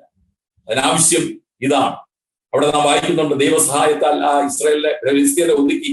എക്രോൻ മുതൽ ഗത്ത് വരെ ഫെലിസ്ത്യർ കൈയടക്കി വെച്ചിരുന്ന പ്രദേശങ്ങൾ ഇസ്രായേലിന് തിരികെ ലഭിച്ചു. യുദ്ധത്തിൽ അവരെ തോൽപ്പിച്ചു വിട്ടു എന്ന് മാത്രമല്ല, ഫെലിസ്ത്യർ കൈയടക്കി വെച്ചിരുന്ന ചില സ്ഥലങ്ങളും കൂടെ ഈ ഇസ്രായേലിന് തിരികെ ലഭിക്കുകയായി യുദ്ധം കൂടാതെ. എത്ര ഭയങ്കരമായ അത്ഭുതമാണ്! വിചാരിക്കുന്നതിലും നനയ്ക്കുന്നതിലും അത്യന്തപരമായി വഴി നടത്തുന്ന ദൈവം എന്ന് പറഞ്ഞാൽ ഇതാണ്. അവർ വിചാരിച്ചില്ല ഈ കൈയടക്കി വെച്ചിരിക്കാൻ പ്രദേശമൊക്കെ കിട്ടും. എത്രയോ യുദ്ധങ്ങൾ പിന്നീട് ഇങ്ങനെ കൈയടക്കി വെച്ച പ്രദേശങ്ങൾ ലഭിക്കാൻ വേണ്ടി ശൗലൊക്കെ ചെയ്തിട്ടുണ്ട്. എന്നാൽ പ്രിയമുള്ളവരെ, അവിടെ വായിക്കുന്ന എക്രോൻ മുതൽ ഗത്ത് വരെ ഫെലിസ്ത്യർ കൈയടക്കി വെച്ചിരുന്ന പ്രദേശങ്ങൾ ഇസ്രായേലിന് തിരികെ ലഭിച്ചു. അവയുടെ അതിർനാടുകളും കൂടെ ഫെലിസ്ത്യരുടെ കയ്യിൽ നിന്ന് പിടിച്ചെടുത്തു. ശമൂവേൽ 7:14 ഞാൻ വായിച്ചത്. ദൈവത്തിന് കുതിര വ്യർത്ഥമാണ്, നമ്മുടെ ശക്തികളല്ല. ദൈവത്തിന്റെ ഇതനുസരിച്ച് നാം പ്രവർത്തിക്കുമ്പോൾ തീർച്ചയായിട്ടും ദൈവം പ്രവർത്തിക്കുമെന്നുള്ളത് യാതൊരു സംശയമില്ല. ഇത്തരത്തിലൊരു വിജയം ഇസ്രായേലിന്റെ ചരിത്രത്തിൽ പിന്നെ ഉണ്ടായിട്ടില്ല, തീർച്ചയായിട്ടും. എന്നാൽ ഈ സംരക്ഷണം ശമൂവേൽ ന്യായപാലന കാലം മാത്രമേ തുടർന്നു എന്നുള്ളത് ഒരു പ്രധാനപ്പെട്ട കാര്യമാണ്. ജനങ്ങൾ രാജാവിനെ ആവശ്യപ്പെട്ട് ശൗൽ രാജാവായപ്പോൾ ഈ ഫെലിസ്ത്യർ വീണ്ടും ശക്തന്മാരായിട്ട് മുന്നോട്ട്. അവിടെ ആ ദൈവഹിതത്തിനെതിരായി ജനം ആവശ്യപ്പെടുന്ന കാര്യം അത് ദൈവം അനുവദിച്ചു കൊടുത്തുവെങ്കിലും അത് അവരുടെ ജീവിതത്തിൽ ഏറ്റവും പരാജയത്തിന് കാരണമായി തീരുകയാണ് ചെയ്യുന്നത്. നാം നിർബന്ധത്താൽ ദൈവത്തിൽ നിന്ന് ചില കാര്യങ്ങൾ പിടിച്ചു വാങ്ങുവാനായിട്ട് ശ്രമിക്കുന്നുവെങ്കിൽ ഒരുപക്ഷെ ദൈവം നമ്മുടെ ജീവിതത്തിൽ അതൊക്കെ അനുവദിച്ചു തന്നുവന്നേക്കാം. എന്നാൽ അവ നമ്മുടെ ജീവിതത്തിൽ അനുഗ്രഹത്തെക്കാൾ ഉപരി ശാപമായിട്ട്, നമ്മുടെ അനുഗ്രഹത്തിനേക്കാൾ ഉപരി ദുഃഖമായിട്ട് മാറുവാനുള്ള സംഗതി ഉണ്ടാകുമെന്നുള്ളത് ഈ ശൗലിനെ ചോദിച്ചു വാങ്ങിയ ജനം ആ സംഭവവുമായിട്ട് ബന്ധപ്പെട്ടിരിക്കുകയാണ്. യഹോവയുടെ കൈ ഫെലിസ്ത്യർക്ക് ശമൂവേലിന്റെ കാലഘട്ടത്തിൽ, ശമൂവേൽ ന്യായപാലനം ചെയ്ത കാലഘട്ടത്തിൽ വിരോധം. പ്രിയമുള്ളവരെ, ദൈവത്തിന്റെ കൈ വിരോധമായിരുന്നാൽ പിന്നെ ആര് അനുകൂലത വിചാരിച്ചാലും പിന്നെ രക്ഷയില്ല, അല്ലെ? അതാണ് നമുക്ക് മനസ്സിലാക്കാനാണ്. ദൈവം അനുകൂലമെങ്കിൽ പ്രതികൂലമാണ്. ഇസ്രായേലിന് അനുകൂലമായിരുന്നു, അതേസമയം ഫെലിസ്ത്യർക്ക് പ്രതികൂലമായിരുന്നു. ദൈവം ഇസ്രായേലിനെ സംരക്ഷിക്കാനായിട്ട് ഫെലിസ്ത്യർക്ക് പ്രതികൂലമായിട്ട് നിന്നു. യുദ്ധം ഒഴിഞ്ഞ് സമാധാനം നിലനിന്ന കാലം. 12:11 പറയുന്നത് പ്രകാരം നിർഭയമായി വസിച്ച കാലഘട്ടം. നിർഭയമായി വസിച്ച കാലഘട്ടം. ശമൂവേൽ പ്രവാചകനെ പോലെ പ്രാർത്ഥനയാൽ സമാധാനം വരുത്തുവാൻ, വചനത്താൽ ആശ്വാസം കണ്ടെത്തുവാൻ, വചനത്താൽ ശുദ്ധീകരണം പ്രാപിപ്പാൻ ഇന്നും ദൈവത്തിന് കഴിയും. സമൂഹത്തിൽ മാറ്റം വരുത്തുവാൻ, പ്രാർത്ഥനയാൽ സമൂഹത്തിൽ മാറ്റം വരുത്തുവാൻ, ദൈവവചനത്താൽ സമൂഹത്തിന് മാറ്റം വരുത്തുവാൻ കഴിയണം. നമ്മുടെ പ്രാർത്ഥനയും സമർപ്പണവും അതിന് ഏറ്റവും അത്യാവശ്യമാണ്. 7-ാം അധ്യായം അതിന്റെ 16-17 വാക്യങ്ങൾ ഞാൻ വായിച്ച ഈ ഭാഗം അവസാനിപ്പിക്കട്ടെ. 16-17 അവൻ ആണ്ടുതോറും ബഥേലിലും ഗിൽഗാലിലും മിസ്പയിലും ചുറ്റി സഞ്ചരിച്ച് അവിടങ്ങളിൽ വെച്ച് ഇസ്രായേൽ ന്യായപാലനം ചെയ്തിട്ട് രാമയിലേക്ക് മടങ്ങിപ്പോയി. അവിടെയായിരുന്നു അവന്റെ വീട്. അവിടെ വെച്ചും അവൻ ഇസ്രായേൽ ന്യായപാലനം നടത്തി വന്നു. യഹോവയ്ക്ക് അവിടെ ഒരു യാഗപീഠവും പണിതി. പ്രിയമുള്ളവരെ, നാം എന്തൊക്കെ ചെയ്താൽ, ഞാൻ നേരത്തെ പറഞ്ഞതുപോലെ ഈ യാഗപീഠത്തിന്റെ അടുക്കിലേക്ക് നമുക്ക് കടന്നു വരുവാൻ അവിടെ ഒരു യാഗപീഠം പണിതി. ചുറ്റി സഞ്ചരിച്ച് ന്യായപാലനം ആവശ്യമാണ്. എന്നാൽ ആ ന്യായപാലനത്തിന് ശേഷം ദൈവസന്നിധിയിലേക്ക് കടന്നു വരുവാൻ, ഈ യാഗപീഠത്തിൽ നിന്നും പുറപ്പെടുവാൻ, ആ യാഗപീഠത്തിലേക്ക് കടന്നു വരുവാൻ, കാൽവരി ക്രൂശിൽ നമുക്ക് വേണ്ടി യാഗമായി തീർന്ന കർത്താവായ യേശു ക്രിസ്തുവിന്റെ പാദപീഠത്തിലേക്ക് നാം കടന്നു വരുവാനും അവിടെ നിന്ന് പോകുവാനും നമുക്ക് കഴിഞ്ഞാൽ തീർച്ചയായിട്ടും ദൈവത്തിന്റെ കൈ നമ്മുടെ ശത്രുക്കൾക്ക് പ്രതികൂലമായിട്ട് തീരും, നമുക്ക് അനുകൂലമായിട്ട്. ശമൂവേലിന്റെ ന്യായപാലനവും അതിൽ വന്ന ചെറിയൊരു പാളിച്ചയും അതിൻ്റെ നിമിത്തം സംഭവിച്ച ഒരു വലിയ ദോഷവും നമ്മൾ കണ്ടത്. പ്രിയമുള്ളവരെ, നമുക്കും ദൈവസന്നിധിയിൽ ഇങ്ങനെയുള്ള വീഴ്ചകൾ വരാതിരിക്കാൻ ദൈവസന്നിധിയിൽ നമുക്ക് നമ്മെ തന്നെ താഴ്ത്തി പ്രാർത്ഥിക്കാം. പോരാ, നമ്മെ ശുദ്ധീകരിപ്പാൻ, നമ്മെ വിനയപ്പെടുത്തുവാൻ ശമൂവേൽ പ്രവാചകൻ ചെയ്തതായ കാര്യം വചനത്താലുള്ള ആ ശുദ്ധീകരണം, പ്രാർത്ഥനയിലും ഏറ്റുപറച്ചിലും സമർപ്പണം, ഇതൊക്കെ നമ്മുടെ ജീവിതത്തിൽ ഉണ്ടാകേണ്ടത് ഈ നാളുകളിൽ ഏറ്റവും ആവശ്യമാണ്. ഇന്ന് ഇതൊക്കെയും ഇങ്ങനെ സംഭവിക്കുന്നതിന് പ്രധാനപ്പെട്ട കാരണം ഒരുപക്ഷെ നമ്മുടെ ഭാഗത്തുള്ള കുറവുകളായിരിക്കാം, ദൈവജനത്തിന്റെ ഭാഗത്തുള്ള കുറവുകളായിരിക്കാം. അതൊക്കെ നീങ്ങി ദൈവസന്നിധിയിൽ ഏറ്റവും പ്രസാദകരമായി തീരുന്നതിന് വേണ്ടി നമുക്ക് ദൈവസന്നിധിയിൽ സമർപ്പിക്കാം, നമ്മെ തന്നെ സമർപ്പിക്കാം. സമൂഹത്തിന് വേണ്ടി, ലോകത്തിനു വേണ്ടി, ലോക ജനതയ്ക്ക് വേണ്ടി നമുക്ക് ഇടനിന്ന് പ്രാർത്ഥിക്കാം. ശമൂവേൽ ആ പ്രതിസന്ധികളൊക്കെ വന്നപ്പോഴും ആ പ്രാർത്ഥന മുടക്കാതെ, യാഗം മുടക്കാതെ അത് പൂർണ്ണമായിട്ട് നിർവഹിക്കുന്ന ശമൂവേൽ പ്രവാചകനെ കാണുവാനായിട്ട് പ്രാർത്ഥിക്കുന്നത് മതിയാക്കുക. പിന്നീട് ശമൂവേൽ പറഞ്ഞു, ഞാൻ നിങ്ങൾക്ക് വേണ്ടി പ്രാർത്ഥിക്കാതെ, 12-ാം അധ്യായത്തിലാണ്, പ്രാർത്ഥിക്കാതിരുന്നാൽ ഞാൻ ദൈവത്തോട് പാപം ചെയ്യും. ഈ പ്രതിസന്ധിയിൽ നാം ജനത്തിനു വേണ്ടി പ്രാർത്ഥിക്കാതിരുന്നാൽ നാം പാപം ചെയ്യുകയാണ്. ഈ കാര്യങ്ങളൊക്കെ ഇവിടെ കൊണ്ടുവന്നിരിക്കുന്നത് നാം ദൈവത്തോട് അടുക്കുവാനും ദൈവത്തോട് പ്രാർത്ഥിക്കുന്നതിന് വേണ്ടിയാണ്. അങ്ങനെ പ്രാർത്ഥിക്കാതിരിക്കുന്നത്, ദൈവവചനം ധ്യാനിക്കാതിരിക്കുന്നത്, ദൈവവചനം പ്രമാണിക്കാതിരിക്കുന്നത്, ദൈവവചനം പഠിക്കാതിരിക്കുന്നതൊക്കെ ഈ സമയത്ത് ദൈവത്തോട് പാപം ചെയ്യുന്നതിന് തുല്യമാണ്. ഞാൻ പ്രാർത്ഥിക്കാതിരുന്നാൽ ഞാൻ നിങ്ങൾക്ക് വേണ്ടി പ്രാർത്ഥിക്കാതിരുന്നാൽ ദൈവത്തോട് പാപം ചെയ്യും. ഈ ശമൂവേൽ പ്രവാചകന്റെ ഈ നല്ല കാര്യങ്ങളൊക്കെ നമ്മുടെ ജീവിതത്തിൽ പകർത്തുവാൻ തക്കവണ്ണം ദൈവം സഹായിക്കുമാറാകട്ടെ. കൂടാതെ ശമൂവേൽ പ്രവാചകൻ ജീവിതത്തിൽ അല്പമായ ഒരു അശ്രദ്ധ വന്നു നിമിത്തം ഉണ്ടായ ദോഷം അതും ദൈവം തള്ളിക്കളഞ്ഞില്ല. എന്നാൽ അവിടെയൊക്കെ ശമൂവേൽ പ്രവാചകൻ അത് തിരുത്തുന്നുണ്ട്, അവരെയൊക്കെ മാറ്റുന്നുണ്ട്, യഥാസ്ഥാനപ്പെടുത്തുന്നുണ്ട്. ദൈവസന്നിധിയിൽ പൂർണ്ണമായും തന്നെ താഴ്ത്തി, തന്നെ സമർപ്പിച്ച് നീങ്ങുന്ന ശമൂവേൽ പ്രവാചകൻ നമുക്ക് കാണുവാനായിട്ട് കഴിയും. നമുക്ക് തുടർന്നും ഈ ശമൂവേൽ പ്രവാചകന്റെ തുടർന്നുള്ള ചില പ്രവർത്തനങ്ങൾ ഏറ്റവും ഹൃദ്യമായ പഠനങ്ങളാണ്. അവൻ നടത്തുന്ന അഭിഷേകങ്ങളും മാത്രമല്ല, അടുത്ത് നാം പ്രധാനമായിട്ട് ചിന്തിക്കുന്നത് ആ 8-ാം അധ്യായത്തിലെ കാര്യങ്ങളും, കൂടാതെ ആ അന്തിമ സന്ദേശം അല്ലെങ്കിൽ വിടവാങ്ങൽ സന്ദേശം, അതിൽ ധാരാളം കാര്യങ്ങൾ നമുക്ക് മനസ്സിലാക്കുവാനായിട്ട് കഴിയും. തുടർന്ന് നമുക്കത് പഠിക്കുവാൻ തക്കവണ്ണം ദൈവം സഹായിക്കട്ടെ.